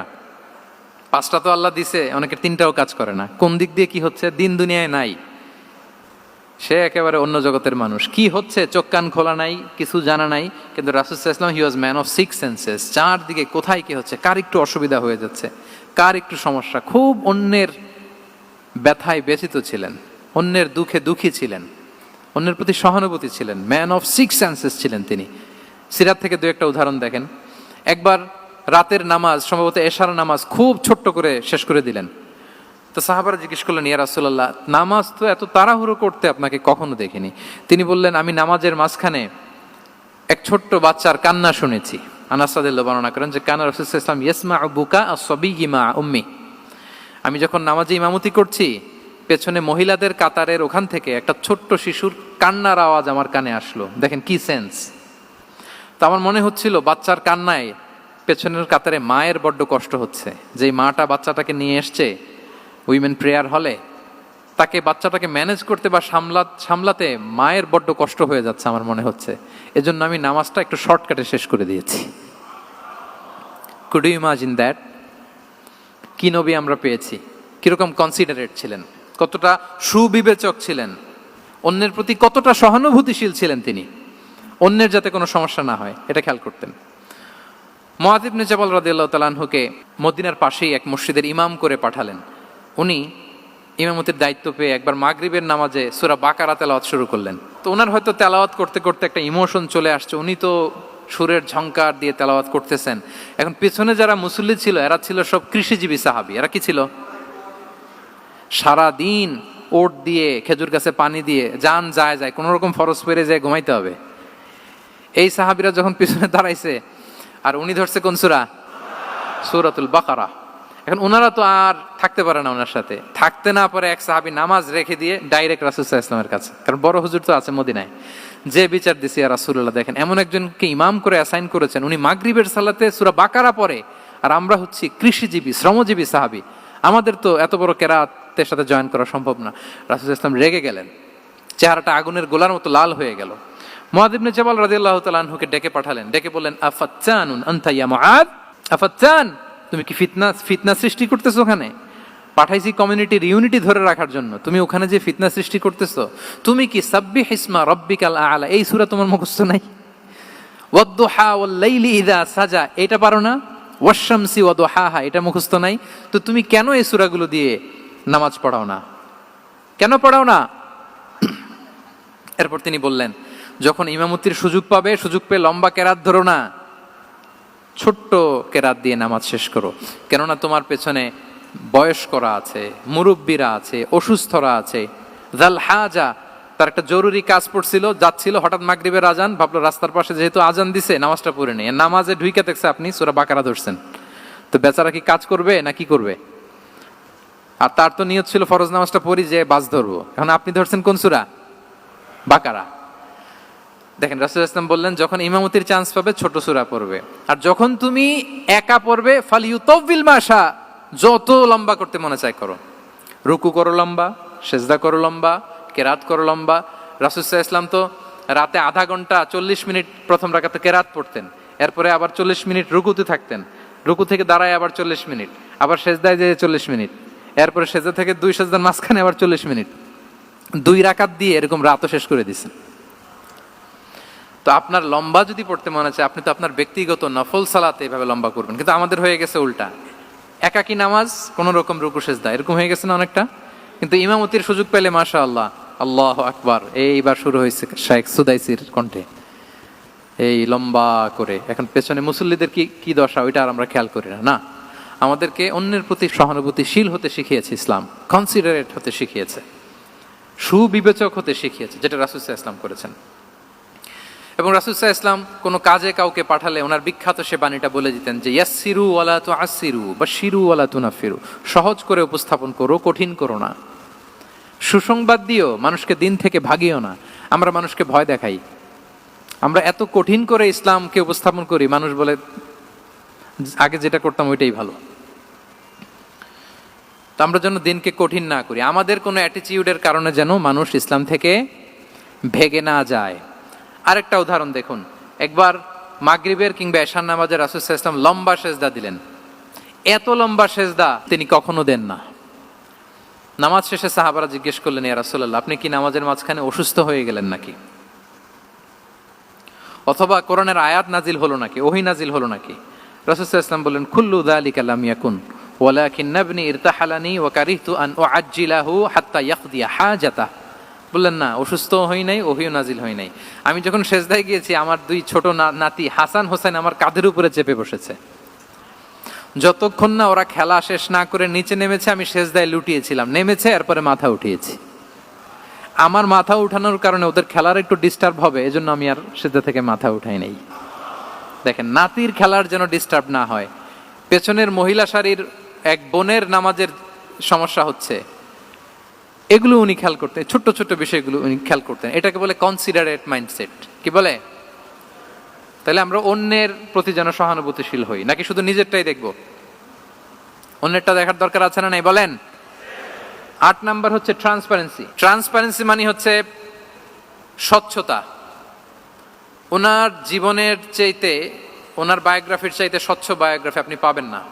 No public and private dividation, and in the long history of time no one's life has been recorded more transparently than the life of Prophet Muhammad sallallahu alaihi wasallam. রাসূল সাল্লাল্লাহু আলাইহি ওয়াসাল্লামের চেয়ে বেশি পৃথিবীতে এমন সেকেন্ড কোন পারসন আপনি দেখাতে পারবেন না যার জীবনের সবকিছু রেকর্ডেড। সবকিছু রেকর্ডেড। এরকম আছে? ঘরে কি করেছেন, বাইরে কি করেছেন, স্ত্রীর সাথে কি করেছেন, বন্ধুর সাথে কি করেছেন, সাহাবাদের সাথে কি করেছেন, শত্রুর সাথে কি করেছেন, অল আর রেকর্ডেড। সব এন্ড ক্রিস্টাল ক্লিয়ার, একেবারে স্বচ্ছ পানির মতো, স্ফটিক কাচের মতো ক্লিয়ার, ট্রান্সপারেন্ট। ওনার সব কাজে উনি স্বচ্ছতা বজায় রাখতে চাইতেন। কতটা স্বচ্ছ ছিলেন একটা মজার ঘটনা শোনায় আপনাদেরকে। সহিহ বুখারীতে এসেছে, রমাদানের শেষ 10 দিন, দ্য লাস্ট 10 days অফ রমাদানে তিনি ইতিকাফ করতেন। তো ইতিকাফ অবস্থায় স্ত্রীরা এসে রাতে দেখা করে যেত, জরুরি কথা আলাপ থাকলে সেরে যেত। একবার রাতে সফিয়া বিনতে হুয়াই ইবনে আখতাব রাদিয়াল্লাহু তাআলা আনহা আসলেন, ওনার স্ত্রী। কথা হলো এবার ওনাকে একটু এগিয়ে দিবেন। মসজিদ থেকে রাসূলুল্লাহ সাল্লাল্লাহু আলাইহি ওয়াসাল্লাম বারান্দার দিকে পাশ দিয়ে আসলেন এগিয়ে দেওয়ার জন্য। ইন দ্য মিন টাইম হঠাৎ দুইজন আনসারী সাহাবী পাশ দিয়ে হেঁটে যাচ্ছেন। রাসূলুল্লাহ সাল্লাল্লাহু আলাইহি ওয়াসাল্লাম আম্মাজানকে বিদায় দিবেন এখানে। হঠাৎ করে তিনি আওয়াজ করে বললেন, আলা রিসলিকুমা, এই দাঁড়াও। ওই সাহাবী দুইজন রাসূলুল্লাহ সাল্লাল্লাহু আলাইহি ওয়াসাল্লামের সাথে কে ওটা টের পায় নাই, বুঝতে পারে নাই। বোরকায় আবৃত কোন এক নারী দেখে রাসূল আর ওই নারীকে দেখে তারা আরো দ্রুত গতিতে হাঁটতে শুরু করে দিচ্ছে, আমরা চলে যাই এখান থেকে। দেখেন, রাসূল ইসলাম নিজের অবস্থানকে ট্রান্সপারেন্ট করার জন্য বললেন, আলা রিসলিকুমা, দাঁড়াও। দাঁড়ালেন। তখন রাসূল ইসলাম বললেন যে, ইন্নাহা উম্মুকুম সফিয়া, আমার পাশে যাকে দেখতে পাচ্ছ বলে দেয়া ভালো যে সে কিন্তু অন্য কোনো নারী নয়, সে তোমাদের মা উম্মুল মুমিনিন সফিয়া। সাহাবারা বলে, সুবহানাল্লাহ ইয়া রাসূলুল্লাহ, ইয়া রাসূলুল্লাহ, এ কেমন কথা? আপনি কেন আমাদের কাছে জবাবদিহি করতে যাচ্ছেন বা ক্লারিফাই করছেন? আপনার পাশে কোনো নারী এত রাতে যদি দাঁড়িয়ে থাকে, তিনি তো আমাদের মাদের মধ্যে থেকেই তো একজন হবেন, কেন আপনি বলতেছেন? তখন রাসূল সাল্লাল্লাহু আলাইহি ওয়াসাল্লাম বললেন যে, না, ইন্না শাইতানা ইয়াজরি মিনাল ইনসানি মাজরাদ দাম, শয়তান মানুষের রগে রগে চলাচল করে। ওয়া ইন্নী খাশিতু আই ইউকযিফা ফি কুলুবিকুমা শাররান, আরেক বর্ণনায় আছে শাইআন, আমার ভয় হয় হয়তো শয়তান কোনো সন্দেহের উদ্রেক তোমাদের হৃদয়ে ঢুকায় দিতে পারে। সুবহানাল্লাহ। এজন্য আমি ক্লিয়ার করে দিলাম, এটা আমার বউ, আমার স্ত্রী, তোমাদের মা সফিয়া। দুজন সাহাবী যদি চলে যায়, এমন হতেই পারতো বাড়িতে যে একজন আরেকজনকে জিজ্ঞেস করতে পারতো যে, আচ্ছা নবীর পাশে যে কালো বোরকা পরা মহিলাটা ছিল দেখছো না, এটা কে? তখন একজন হয়তো বলতো, কে আর হবে, আমাদের মাই তো হবে, কোনো এক মা। আরেকজন বলবে, আমাদের উম্মুল মুমিনিনের কেউ ছিল নাকি অন্য কেউ? এরকম একটা হুট করে সন্দেহের উদ্রেক মাথায় আসতে পারে না যে ওনার স্ত্রী ছিল না অন্য কেউ ছিল? আসতে পারে কি পারে না বলেন? ওই সন্দেহের অবকাশটুকু রাসূল সাল্লাল্লাহু আলাইহি ওয়াসাল্লাম রাখেন নাই। উনি বলে দিলেন যে এটা তোমাদের মা, এটা সফিয়া। এই সন্দেহের অবকাশের কোনো সুযোগ নাই। তাহলে রাসূল সাল্লাল্লাহু আলাইহি ওয়াসাল্লামের পুরো লাইফ ছিল ট্রান্সপারেন্ট, একেবারে স্বচ্ছ। তাহলে রাসূল সাল্লাল্লাহু আলাইহি ওয়াসাল্লামের লাইফ তিনি কত স্বচ্ছতার সাথে কাটিয়েছেন, এটা ক্লিয়ার না আমাদের সাথে? Transparent mindset. 9 নাম্বার হচ্ছে অ্যাপ্রিশিয়েটিভ, অর্থাৎ অন্যের প্রশংসা করা। আমরা অনেক সময় অন্য কেউ ভালো কাজ করলে অ্যাপ্রিশিয়েট করতে চাই না। আমরা গুণমুগ্ধ হই কিন্তু গুণগ্রাহী হতে চাই না। অন্যরে ক্রেডিট দিতে চাই না, তার ভালো কাজের স্বীকৃতি দিতে চাই না। হয়তো আমার দলের লোক না, বা আমার চিন্তার লোক না, বা আমার সার্কেলের লোক না, তার প্রশংসা করতে চাই না, তার গুণগ্রাহী হতে চাই না। এরকম মেন্টালিটি আমরা অনেকে ক্যারি করি না? রাসূল সাল্লাল্লাহু আলাইহি ওয়াসাল্লাম এটা করেননি। ভালো কিছু দেখলে মুসলিম হোক অমুসলিম হোক অ্যাপ্রিশিয়েট করতেন। Basically he develop the culture of appreciation. এটা আমাদের করতে হবে। আপনার ছেলে ভালো কিছু করেছে, অ্যাপ্রিশিয়েট করেন, ও কনফিডেন্স ফিরে পাবে। আপনার স্ত্রী ভালো রান্না করেছে, অ্যাপ্রিশিয়েট করেন, সে আনন্দিত হবে। আপনার বন্ধু ভালো কিছু একটা করেছে, তাকে ইন্সপায়ার করেন, অ্যাপ্রিশিয়েট করেন। রাসূল সাল্লাল্লাহু আলাইহি ওয়াসাল্লাম একবার এক বৈঠকে 8 জন সাহাবীকে 8টা কমপ্লিমেন্ট দিয়েছেন। 8টা অ্যাপ্রিসিয়েশন দিয়েছেন। তিনি বলেছেন আরহামু উম্মতি বি উম্মতি আবু বকর। দেখেন 8 জন সাহাবীর 8টা গুণের বর্ণনা দিচ্ছেন। তিনি বললেন আমার উম্মতের মধ্যে সবচাইতে রহম দিলের সাহাবী হচ্ছে কে? আবু বকর রাদিয়াল্লাহু তাআলা। এত রহম দিলের ছিলেন, উনি যখন আল্লাহ রাসূল সাল্লাল্লাহু আলাইহি ওয়াসাল্লামের ইন্তেকালের পরে মসজিদে নববীতে যখন নামাজে দাঁড়াতেন, কান্নার চোটে উনি কেরাতই পড়তে পারতেন না। কমপ্লেন করতো সাহাবারা যে আমরা তো কেরাত বুঝি না, একটু স্পষ্ট করে পড়েন, কান্না একটু থামান। কেন কাঁদতেন? কারণ উনি যখন নামাজে দাঁড়াতেন ওনার ফিলিংসটা হতো এরকম যে কাইফা আকুমু মাকামা রাসূলিল্লাহ, আমি রাসূলের জায়গায় কিভাবে দাঁড়াই? এখানে তো আমার রাসূল দাঁড়িয়ে ইমামতি করেছেন, আমি নবীর জায়গায় দাঁড়িয়ে কিভাবে নামাজটা পড়াই? এই অনুভব থেকে উনি যে কাঁদতে শুরু করতেন, এই কান্নার ধাক্কায় উনি আর তেলাওয়াতই আগাতে পারতেন না। আরহামু উম্মতি বি উম্মতি আবু বকর। আমার উম্মতের মধ্যে সবচাইতে রহম দিলের হচ্ছেন আবু বকর। ও আসাদ্দুহুম ফি আমরিল্লাহি উমর। দেখেন প্রশংসা করতেছেন। আর আমার উম্মতের মধ্যে আল্লাহর দ্বীন বাস্তবায়নে সবচাইতে কঠোর হচ্ছে ওমর। মুনাফিকরা ওনাকে জমের মতো ভয় পেত, ইভেন শয়তান ভয় পেত। রাসূল সাল্লাল্লাহু আলাইহি ওয়াসাল্লাম বলেন ওমর, তুমি যদি এই রাস্তা দিয়ে হাঁটো, শয়তান যদি দেখতে পায়, শয়তান এই রাস্তা রেখে দিয়ে অন্য কোনো রাস্তা থাকলে ওইটা দিয়ে হাঁটে। সুবহানাল্লাহি বিহামদিহি। আমাদের অনেক সময় এমন হয় না যে আমাদের বাচ্চারা, ছেলেমেয়েরা খেতে চায় না, আমাদের নাতি নাতনিরা খেতে চায় না, মায়েরা খাবার নিয়ে পেছনে পেছনে ঘুরে, আর তখন ভয় দেখায় এই রাত্রিবেলা তাড়াতাড়ি খাও, ওই যে বাঘ আসবে বাঘ, বিড়াল আসবে বিড়াল, তাড়াতাড়ি না খেলে কিন্তু ভূত আসবে ভূত। এরকম বলেন আপনারা? বলেন না? এই দায়িত্ব তো আপনাদের কাঁধে থাকে না? তো ওই যে আমাদের বোনরা বলতে পারবে, বোনরা খাবার নিয়ে ঠিকই রাত্রিবেলায় বাচ্চাদের পেছনে পেছনে এরকম দৌড়াতে হয়। তো কি বলতে হয় যে এই ভূত আসলো ভূত, ওই যে বিড়াল আসলো বিড়াল, কুকুর আসলো, এইগুলো বললে বাচ্চারা আবার ভয় পায়, তাড়াতাড়ি করে খায়। তো মদিনাতেও মদিনার বাচ্চারা খেতে চাইতো না। তো খেতে না চাইলে মায়েরা ভূত আসতেছে, ভাল্লুক আসতেছে এগুলো না বলে বলতো হা হুয়া ইয়াতি উমর, ইয়াতি উমর, তাড়াতাড়ি খাও তাড়াতাড়ি খাও, ওই যে ওমর আসতেছে ওমর।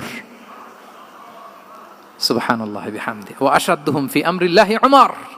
আল্লাহর দ্বীন বাস্তবায়নে সবচেয়ে কঠোর ছিলেন ওমর রাদিয়াল্লাহু তাআলা আনহু। ওয়া আসদাকুহুম হায়াআন উসমান। সবচেয়ে লাজুক সাহাবী ছিলেন উসমান রাদিয়াল্লাহু তাআলা আনহু। শুধু অর্থ বলে যাই। ওয়া আকরাউহুম লিকিতাবিল্লাহি উবাই ইবনে কাব। সবচেয়ে কোরআনের ভালো কেরাত পড়তে পারতেন উবাই ইবনে কাব। আফরাদুহুম যায়েদ ইবনে সাবিত। উত্তরাধিকার বন্টনের নীতিমালা, ফারায়েজের জ্ঞান ছিল যায়েদ ইবনে সাবিত রাদিয়াল্লাহু তাআলা আনহু। ওয়া আ'লামুহুম বিল হালালি ওয়াল হারামি মুআদ ইবনে জাবাল।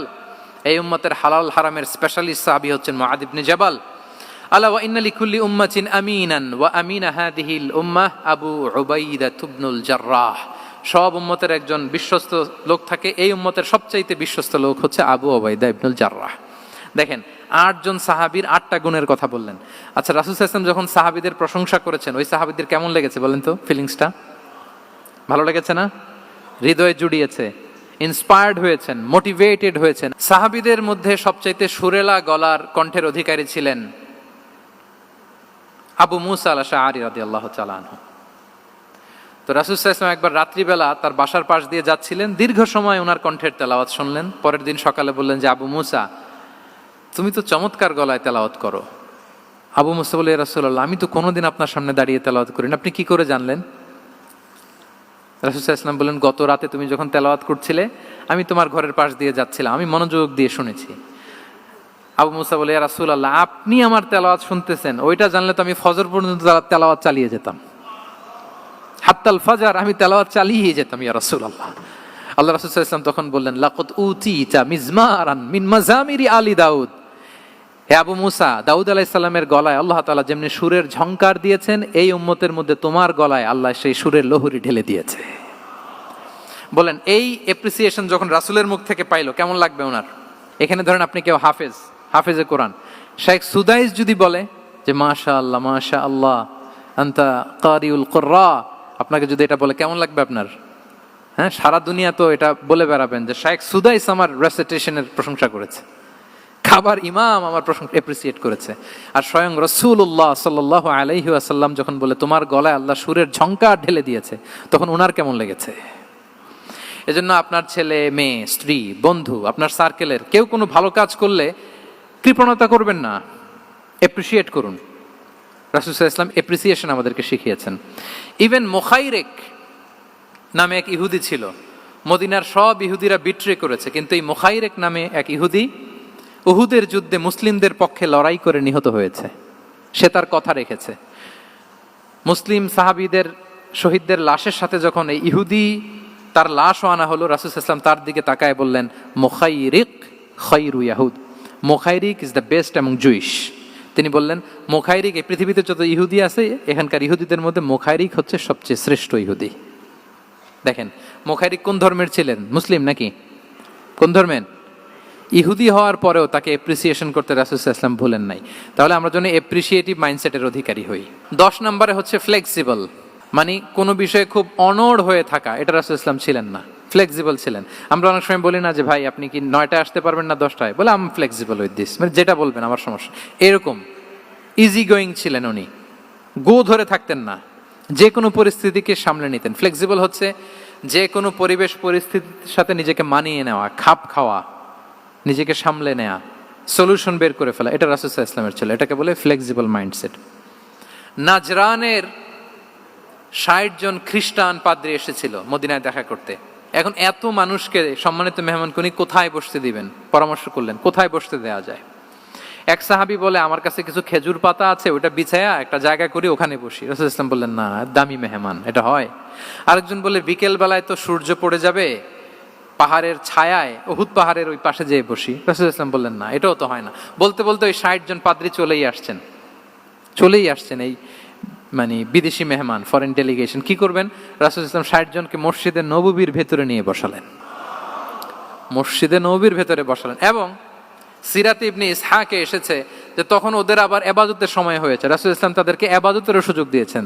তাদের কিবলা পূর্ব দিকে, তারা পূর্ব দিকে হয়ে 60 জন ওখানে ইবাদত করেছে, তাদের ধর্ম রীতি অনুযায়ী সালাত আদায় করেছে। দেখেন কতটা ফ্লেক্সিবল ছিলেন রাসূল সাল্লাল্লাহু আলাইহি ওয়াসাল্লাম। ফজরের সালাতের পরে ঘরে ঢুকেই আম্মাজান আয়েশাকে জিজ্ঞেস করতেন কোনো খাবার আছে? আম্মাজান আয়েশা যদি বলতেন আছে, তিনি সেটা খেতেন। কোনোদিন যদি বলতেন না ইয়া রাসূলুল্লাহ ঘরে তো খাবার নাই, তখন রাসূল সাল্লাল্লাহু আলাইহি ওয়াসাল্লাম বলতেন ফা ইন্নী সাইম, অসুবিধা নাই, খাবার যেহেতু নাই আমি রোজা রেখে দিলাম। কত ইজি গোয়িং। আচ্ছা আমরা হলে কি করতাম বলেন তো? ফজরের পরে ঘরে গেছেন, আপনি বড় সাহেব না, এবার যাওয়ার পরে জিজ্ঞেস করছেন কি আছে খাবার দাও, যদি বলে ঘরে কিছু নাই, কি বলবেন দেখি, কয়েকটা উত্তর আসুক। হ্যাঁ, খবর আছে? এই তো যদি আমরা আলহামদুলিল্লাহ বলি, that is called easy going and flexible mindset. এটাই হওয়া উচিত। খাবার থাকলে খেতেন, না থাকলে বলতেন okay I am fasting, it's not a big deal, ফা ইন্নী সাইম, যেহেতু নাই কি আর করবো, আমি রোজা রেখে দিলাম। এরকম ইজি গোয়িং ছিলেন। দেখেন his life was so simple but so special. Muhammad সাল্লাল্লাহু আলাইহি ওয়াসাল্লাম তাহলে ফ্লেক্সিবল ছিলেন। 11 নম্বর হচ্ছে অপটিমিস্টিক মাইন্ডসেটের অধিকারী ছিলেন। অপটিমিস্টিক, প্যাসিমিস্টিক ছিলেন না, মানে ইতিবাচক চিন্তা করতেন সবসময়। কি চিন্তা করতেন? আপনি আজকের এই হলরুমের কিছু ভুল ধরতে পারবেন না? যদি বলে যে কয়েকটা ভুল ধরেন, বলবেন যে এই সমস্যা, সাউন্ডের সমস্যা, ওইদিকে এটা নাই, ওইদিকে এটা নাই, এটা হচ্ছে ভুল। আপনি প্যাসিমিস্টিকটা ধরলেন। এবার যদি বলা হয় আজকের এই প্রোগ্রামের কয়েকটা পজিটিভ দিক বলেন, তখন আপনি কিন্তু কয়েকটা পয়েন্ট বের করতে পারবেন যে এটা ছিল একটা ইতিবাচক দিক, এই প্রোগ্রামের এটা ছিল একটা পজিটিভ দিক। তো রাসূল সাল্লাল্লাহু আলাইহি ওয়াসাল্লাম ওই পজিটিভ দিকগুলোতে ফোকাস করতেন। Come back positive, not go back negative. রাসূল সাল্লাল্লাহু আলাইহি ওয়াসাল্লামের কাছে এসে যদি কেউ বলতে ইয়া রাসূলুল্লাহ আমি খুব অসুস্থ, রাসূল সাল্লাল্লাহু আলাইহি ওয়াসাল্লাম বলতেন লা বাসা আলাইকা তুহুরুন ইনশাআল্লাহ, ইয়া রাসূলুল্লাহ আমি অসুস্থ। রাসূল সাল্লাল্লাহু আলাইহি ওয়াসাল্লাম বলতেন আরে don't worry, it will cleanse up you from your sins if Allah wish, ইনশাআল্লাহ এতে তোমার যে গুনাহ টুনা আছে, পাপ আছে, এই পাপগুলোকে আল্লাহ তাআলা এই অসুস্থতা দিয়ে মোচন করে দিচ্ছেন। পড়েন সুবহানাল্লাহ। তাইলে আপনি অসুস্থতার মধ্যে একটু হালকা হলেন না, যে জ্বরে ভুগতেছি কিন্তু এই জ্বরে নাকি আমার গুনাহ মাফ হয়ে যায়। পেটের ব্যথায় আক্রান্ত, মাথা ব্যথায় আক্রান্ত, কিন্তু এটাতে নাকি আল্লাহ আমার পাপ মোচন করে দেয়, তাহলে একটু ভাল লাগবে না? তাহলে দেখেন একটা কঠিন পরিবেশকে রাসূল সাল্লাল্লাহু আলাইহি ওয়াসাল্লাম সহজ করতেন। অসুস্থ শুনলেই লা বাস তুহুরুন ইনশাআল্লাহ, আর কিছু হবে না, আল্লাহ তোমার গুনাহ মাফ করে দিচ্ছে। অসুস্থ ব্যক্তি দেখলেই মাথায় হাত দিয়ে দোয়া করতেন আল্লাহুম্মা রাব্বান নাস আযহিবিল বাস ইশফি আনতাশ শাফি লা শিফা ইল্লা শিফাউক শিফাআন লা ইউগাদিরু সাকামা। উজ্জীবিত হয়ে যেত অসুস্থ ব্যক্তি। আমরা কি করি? কাউকে অসুস্থ দেখলে, রোগাক্রান্ত দেখলে, ওই রোগে সবচাইতে কষ্ট পেয়ে যে মারা গেছে তার ঘটনা বলা শুরু করি যে হায় রে ভাই আপনার ক্যান্সার, আমার এক খালা ছিল ক্যান্সারের 4th স্টেজে চলে গেছিল, 14টা কেমো দেয়া লাগছে, এই যে ফিরিস্তি একেবারে ওনার দাফন কাফন পর্যন্ত। এখন বলেন ওই লোক যাও সুস্থ ছিল, এখন আর সুস্থ থাকবে? কথা বলেন, থাকবে? একটা দিব্যি সুস্থ মানুষকে যদি আপনি বলেন ভাই আপনাকে দেখতে কেমন যেন একটু রোগা রোগা লাগতেছে, অসুস্থ নাকি? এরপরে প্ল্যান করে ধরেন আপনি বললেন, উনি আবার ওদিকে যাওয়ার পরে আরেকজনকে প্ল্যান করে বলতে বললেন, ও বললো ভাই ব্যাপার কি, চেহারাটা কেমন শুকনা শুকনা। এরকম 5 জন বলার পরে ওই বিকেলে কাঁথা গায়ে দিয়ে শুয়ে ফেলবে বিছানায়। তো আপনি অসুস্থ এমনি বানায় ফেলছেন। কিন্তু রাসূলুল্লাহ সাল্লাল্লাহু আলাইহি ওয়া আলিহি ওয়াসাল্লাম উনি বলতেন লাবাস লাবাস আলাইক তাহুরুন ইনশাআল্লাহ, আরে সুস্থ হয়ে যাবা। এজন্য দেখতে গেলে আপনি উৎসাহিত করবেন, বলবেন আরে ভাই আপনারা তো খুব সুস্থ লাগতেছে। কে বলছে আপনি অসুস্থ? অসুস্থতার কোনো ছোঁয়াই তো আপনার মধ্যে নাই। হ্যাঁ, you are looking very fine, চমৎকার লাগতেছে আপনার, কে বলছে? তো ভালো হয়ে যাচ্ছেন। এটা বললে উনি আশা পায়। আর আপনি যদি ওই রোগে সবচেয়ে কষ্ট পেয়ে যে মারা গেল, এই ঘটনা যদি ওনারে শোনান, উনি বাঁচবে বলেন? তাহলে আমরা মানুষকে উৎসাহিত করব, অপটিমিস্টিক হব, প্যাসিমিস্টিক হব না। এবার বলুন হুনাইনের যুদ্ধে, কুইজ, হুনাইনের যুদ্ধ কত হিজরিতে হয়েছিল? 8ম। হ্যাঁ, মাত্র 2-4 জন বলতেছে। আমাদের ওই যে হাসানা ফাউন্ডেশনের একটা সিরা অলিম্পিয়াড চলতেছে, এটাতে অংশগ্রহণ করতে হবে আপনাদের।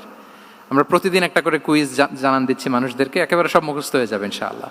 তাহলে 8ম হিজরিতে হাওয়াজিন বনু সাকিব গোত্রের বিশাল ব্যাটালিয়ন নিয়ে ওরা আসছে, এবং ওরা আসছে যে আমরা শুধু একা যাব না, আমাদের স্ত্রী বাচ্চা কাচ্চা, আমাদের যার ঘরে যত সম্পদ আছে সব নিয়ে মরুভূমিতে যাব। এটা নিয়ে যাব কেন? সবার মধ্যে যেন ইন্সপিরেশন আসে যে যদি আমরা হারি আমরা সব শেষ, আমাদের সম্পদও নিয়ে যাবে। আর এগুলো রক্ষার জন্য হলেও মুহাম্মদের বিরুদ্ধে আমাদেরকে জয়লাভ করতে হবে। কি টেকনিক দেখেন। সব যখন নিয়ে দাঁড়াইছে বিশাল বাহিনী, এক সাহাবী এসে বলল ইয়া রাসূলুল্লাহ, কালকে তো আমাদের খবর আছে, এই বাহিনীকে আমরা কি করে পরাস্ত করব? ইয়া রাসূলুল্লাহ, এসে দেখুন, পাহাড় থেকে দেখুন কত বিশাল বাহিনী। রাসূল সাল্লাল্লাহু আলাইহি ওয়াসাল্লাম দেখা মাত্রই বললেন তিলকা গনিমাতুল মুসলিমিনা গাদান ইনশাআল্লাহ। আরবি যারা বুঝেন যে it will be the war booty for the Muslim community tomorrow ইনশাআল্লাহ। আরে এগুলো তো আমরা সব গনিমত আকারে ব্যাগে কইরা মদিনায় নিয়ে যাব। এই যুদ্ধে জয়লাভ করে যা আছে এগুলো উটে করে ওয়ার বুটি হিসেবে মদিনায় নিয়ে যাব। বলার সাথে সাথে সাহাবীদের সব ভয় দূর হয়ে গেল, আবার প্রাণ ফিরে পেলেন, সজীব হয়ে উঠলেন, উজ্জীবিত হলেন। তাহলে আমরা অপটিমিস্টিক হব, আমরা ইতিবাচক চিন্তা করব। এবং ইসলাম আল্লাহ তাআলার ব্যাপারেও আমাদেরকে ইতিবাচক ধারণা রাখতে উৎসাহিত করে। হাদিসে কুদসিতে আল্লাহ বলেন আনা ইনদা যান্নি আবিদি বি, আমার বান্দার নিকট আমি তেমন, আমার বান্দা আমার ব্যাপারে ঠিক যেমন ধারণা করে। আপনি যদি ধারণা করেন আল্লাহ দয়ালু, ঠিক আল্লাহ তাআলাকে দয়ালু পাবেন। এখন বলেন আল্লাহর ব্যাপারে কার ধারণা কেমন? আল্লাহ তাআলা খুব প্রতিশোধ পরায়ণ না? প্রচন্ড রাগী, আমাদের সবাইকে জাহান্নামে দেওয়ার জন্য বসে আছেন না? তাহলে কি ধারণা বলেন তো? তিনি দয়াময়, তিনি মেহেরবান, তিনি আমাদেরকে অবশ্যই ক্ষমা করবেন। এই বিশ্বাস আল্লাহর প্রতি আমাদের সবার আছে তো? এই বিশ্বাস যদি থাকে ঠিকই আল্লাহ তাআলাকে রহমান রাহিম হিসেবেই আপনি পাবেন। লাস্ট হচ্ছে রেজিলিয়েন্ট। শেষ, I am going to conclude my speech today. Resilient হচ্ছে যাকে থামানো যায় না, আনস্টপেবল। সংকট কাটিয়ে ঘুরে দাঁড়ানোর সামর্থ্য যার থাকে তাকে বলে রেজিলিয়েন্ট। লেগে থাকার মানসিকতা, টিকে থাকার যোগ্যতা, সহজে হার না মানার যে অ্যাটিটিউড, এটাকে বলে রেজিলিয়েন্ট মাইন্ডসেট। রাসূল সাল্লাল্লাহু আলাইহি ওয়াসাল্লামকে আল্লাহ তাআলা এই মাইন্ডসেট দিয়েছিলেন। ওনাকে হারাইতে পারছে কেউ? জীবনের সাথে এটা সেট করে নেন যে আমি কখনো হারি না, আমি হয় জিতি নয় শিখি। আমি কখনো হয় জিতি নয় শিখি। এই মাইন্ডসেট যদি গ্রো করেন আপনার হারাইতে পারবে কেউ? পারবে না। রাসূল সাল্লাল্লাহু আলাইহি ওয়াসাল্লাম he was unstoppable, having unbelievable সাবর। ধৈর্যের পাহাড় নিয়ে, আনস্টপেবল অ্যাটিটিউড নিয়ে তিনি শুধু সামনে গিয়েছেন, পেছনে যান নাই কখনো। সীমাহীন কষ্ট আর সংগ্রামের মধ্য দিয়ে গিয়েছেন, থামাতে পারে নাই ওনাকে কেউ পারে নাই। ইয়াতিম হিসেবে জন্মগ্রহণ করলেন, পৃথিবীর আলো দেখবার আগে বাবাকে হারালেন, ছোট বয়সে মাকে হারালেন, পরে দাদাকে হারালেন, এরপর চাচাকে হারালেন। শিয়াবে আবি তালেবে জেল খেটেছেন 3 বছর। Physical torture, mental torture, life threat, হত্যা করার ষড়যন্ত্র হয়েছে। আল্লাহ তাআলা বলেছেন আজ রাতে হিজরত করো। ব্ল্যাক ম্যাজিক করা হয়েছে। লাবিদ ইবনুল আসাম, এক ইহুদিদের মিত্র, ওনাকে ব্ল্যাক ম্যাজিক করেছে। মারার জন্য খাদ্যে বিষ মিশিয়ে দেয়া হয়েছিল। বাজুর মাংস, খাসির বাজুর মাংস পছন্দ করতেন। খাইবারের এক ইহুদি নারী এই ছাগলের এই মাংসের মধ্যে বিষ দিয়েছিলেন। ইহুদিদের পক্ষ থেকে betray, treachery, conspiracy and what not, কি বাকি ছিল বলেন? ষড়যন্ত্রের এমন কোন ধরন ছিল না যেটা তারা বাকি রেখেছে। কিন্তু রাসূল সাল্লাল্লাহু আলাইহি ওয়াসাল্লামকে কি থামানো গিয়েছিল? বলেন, থামানো গিয়েছিল? গোটা বিশ্বব্যাপী উনি ছড়িয়ে দিয়েছিলেন লা ইলাহা মুহাম্মাদুর, so nothing can stop him. আমাদের যে লক্ষ্য, ওই লক্ষ্য পানে আমরা পৌঁছবই, আমাদেরকে কোনো কিছু থামাতে পারবে না ইনশাআল্লাহ। বলেন, আমরা আমাদের লক্ষ্য পানে মানজালে মাকসাদে দৌড়ে দৌড়ে যাব। আমাদেরকে থামিয়ে দেয়া হলে আমরা হাঁটতে থাকবো, সেখানে আমাদেরকে আঘাত করা হলে আমরা হামাগুড়ি দিয়ে সামনের দিকে যেতে থাকবো, সেখানেও থামিয়ে দেওয়ার চেষ্টা করা হলে আমরা আমাদের মঞ্জিলে মাকসুদের দিকে অপলক নেত্রে চেয়ে থাকবো। আমাদেরকে কেউ থামাতে পারবে? রেজিলিয়েন্ট, অনর, অটল, আনস্টপেবল, এই মাইন্ডসেটের অধিকারী ছিলেন। ফলেই তিনি লা ইলাহার বাণীকে গোটা বিশ্বে ছড়িয়ে দিতে পেরেছেন। তাহলে আমরা রেজিলিয়েন্ট হতে চাই কি চাই না বলেন? সম্মানিত শুধু মোট কয়টা মাইন্ডসেট জানলাম? 12টা। এগুলোকে আমরা নিজেদের মধ্যে ধারণ করতে পারবো ইনশাআল্লাহ। কারণ রাসূল সাল্লাল্লাহু আলাইহি ওয়াসাল্লাম আমাদের জন্য যা নিয়ে এসেছেন ওইটাই আমাদের আঁকড়ে ধরতে হবে। যেটা বারণ করেছেন ওইটা থেকে আমাদের দূরে থাকতে হবে। যে আয়াত দিয়ে শুরু করেছিলাম সূরা হাশরে, রমা আতাকুমুর রাসূলু ফাখুযুহু ওয়া মা নাহাকুম আনহু ফানতাহু। নবী যা এনেছে ধরো, নবী যা বারণ করেছে সেগুলো ছেড়ে দাও। আমরা আল্লাহ তাআলার কাছে কামনা করি আমার নবী ওনার যে থট প্রসেসকে ডেভেলপ করেছেন, ওনার যে অ্যাপ্রোচ এন্ড মাইন্ডসেটকে ডেভেলপ করেছেন, আমরাও যেন আমাদের মাইন্ডসেটকে ঠিক ওইভাবে করতে পারি। আমাদের রাসূল সাল্লাল্লাহু আলাইহি ওয়াসাল্লাম যেভাবে চিন্তা করতেন, আমাদের ভাবনা এবং চিন্তার আঙ্গিনাও যেন ঠিক সেই রকম হয়। আমরা সবাই পড়ি আমিন। তার মাইন্ডসেট হবে আমাদের মাইন্ডসেট। কি বলেন? পারা যাবে তো ইনশাআল্লাহ? তাহলে কয়টা মাইন্ডসেটের কথা বলেছি? 1 নম্বরে কি ছিল? God centric. 2 নম্বরে ভিশন ওরিয়েন্টেড। 3 নম্বরে উইজডম ড্রিভেন। 4 নম্বরে রিফর্ম সেন্ট্রিক। 5 নম্বর ওপেন মাইন্ডেড। 6 নম্বর এন্টারপ্রেনার। 7 নম্বর কনসিডারেট। 8 নম্বর ট্রান্সপারেন্ট। 9 নম্বর অ্যাপ্রিশিয়েটিভ। 10 নম্বর ফ্লেক্সিবল। 11 নম্বর অপটিমিস্টিক এবং 12 নম্বর রেজিলিয়েন্ট। এটা ছিল রাসূল সাল্লাল্লাহু আলাইহি ওয়াসাল্লামের মাইন্ডসেট। এই মাইন্ডসেট দিয়ে যদি আমরা আমাদের মাইন্ডসেটকে সাজাতে পারি, আমাদের সফলতা দুনিয়া এবং আখিরাতে কেউ ঠেকাতে পারবে? আল্লাহ তাআলা আমাদের সবাইকে কথাগুলো বোঝার ও আমল করার তৌফিক দান করুক। হাদা মা ইনদি ওয়াল ইলমু ইনদাল্লাহি আলাইহি তাওয়াক্কালতু ওয়া ইলাইহি উনীব। আসসালামু আলাইকুম ওয়া রাহমাতুল্লাহি তাআলা।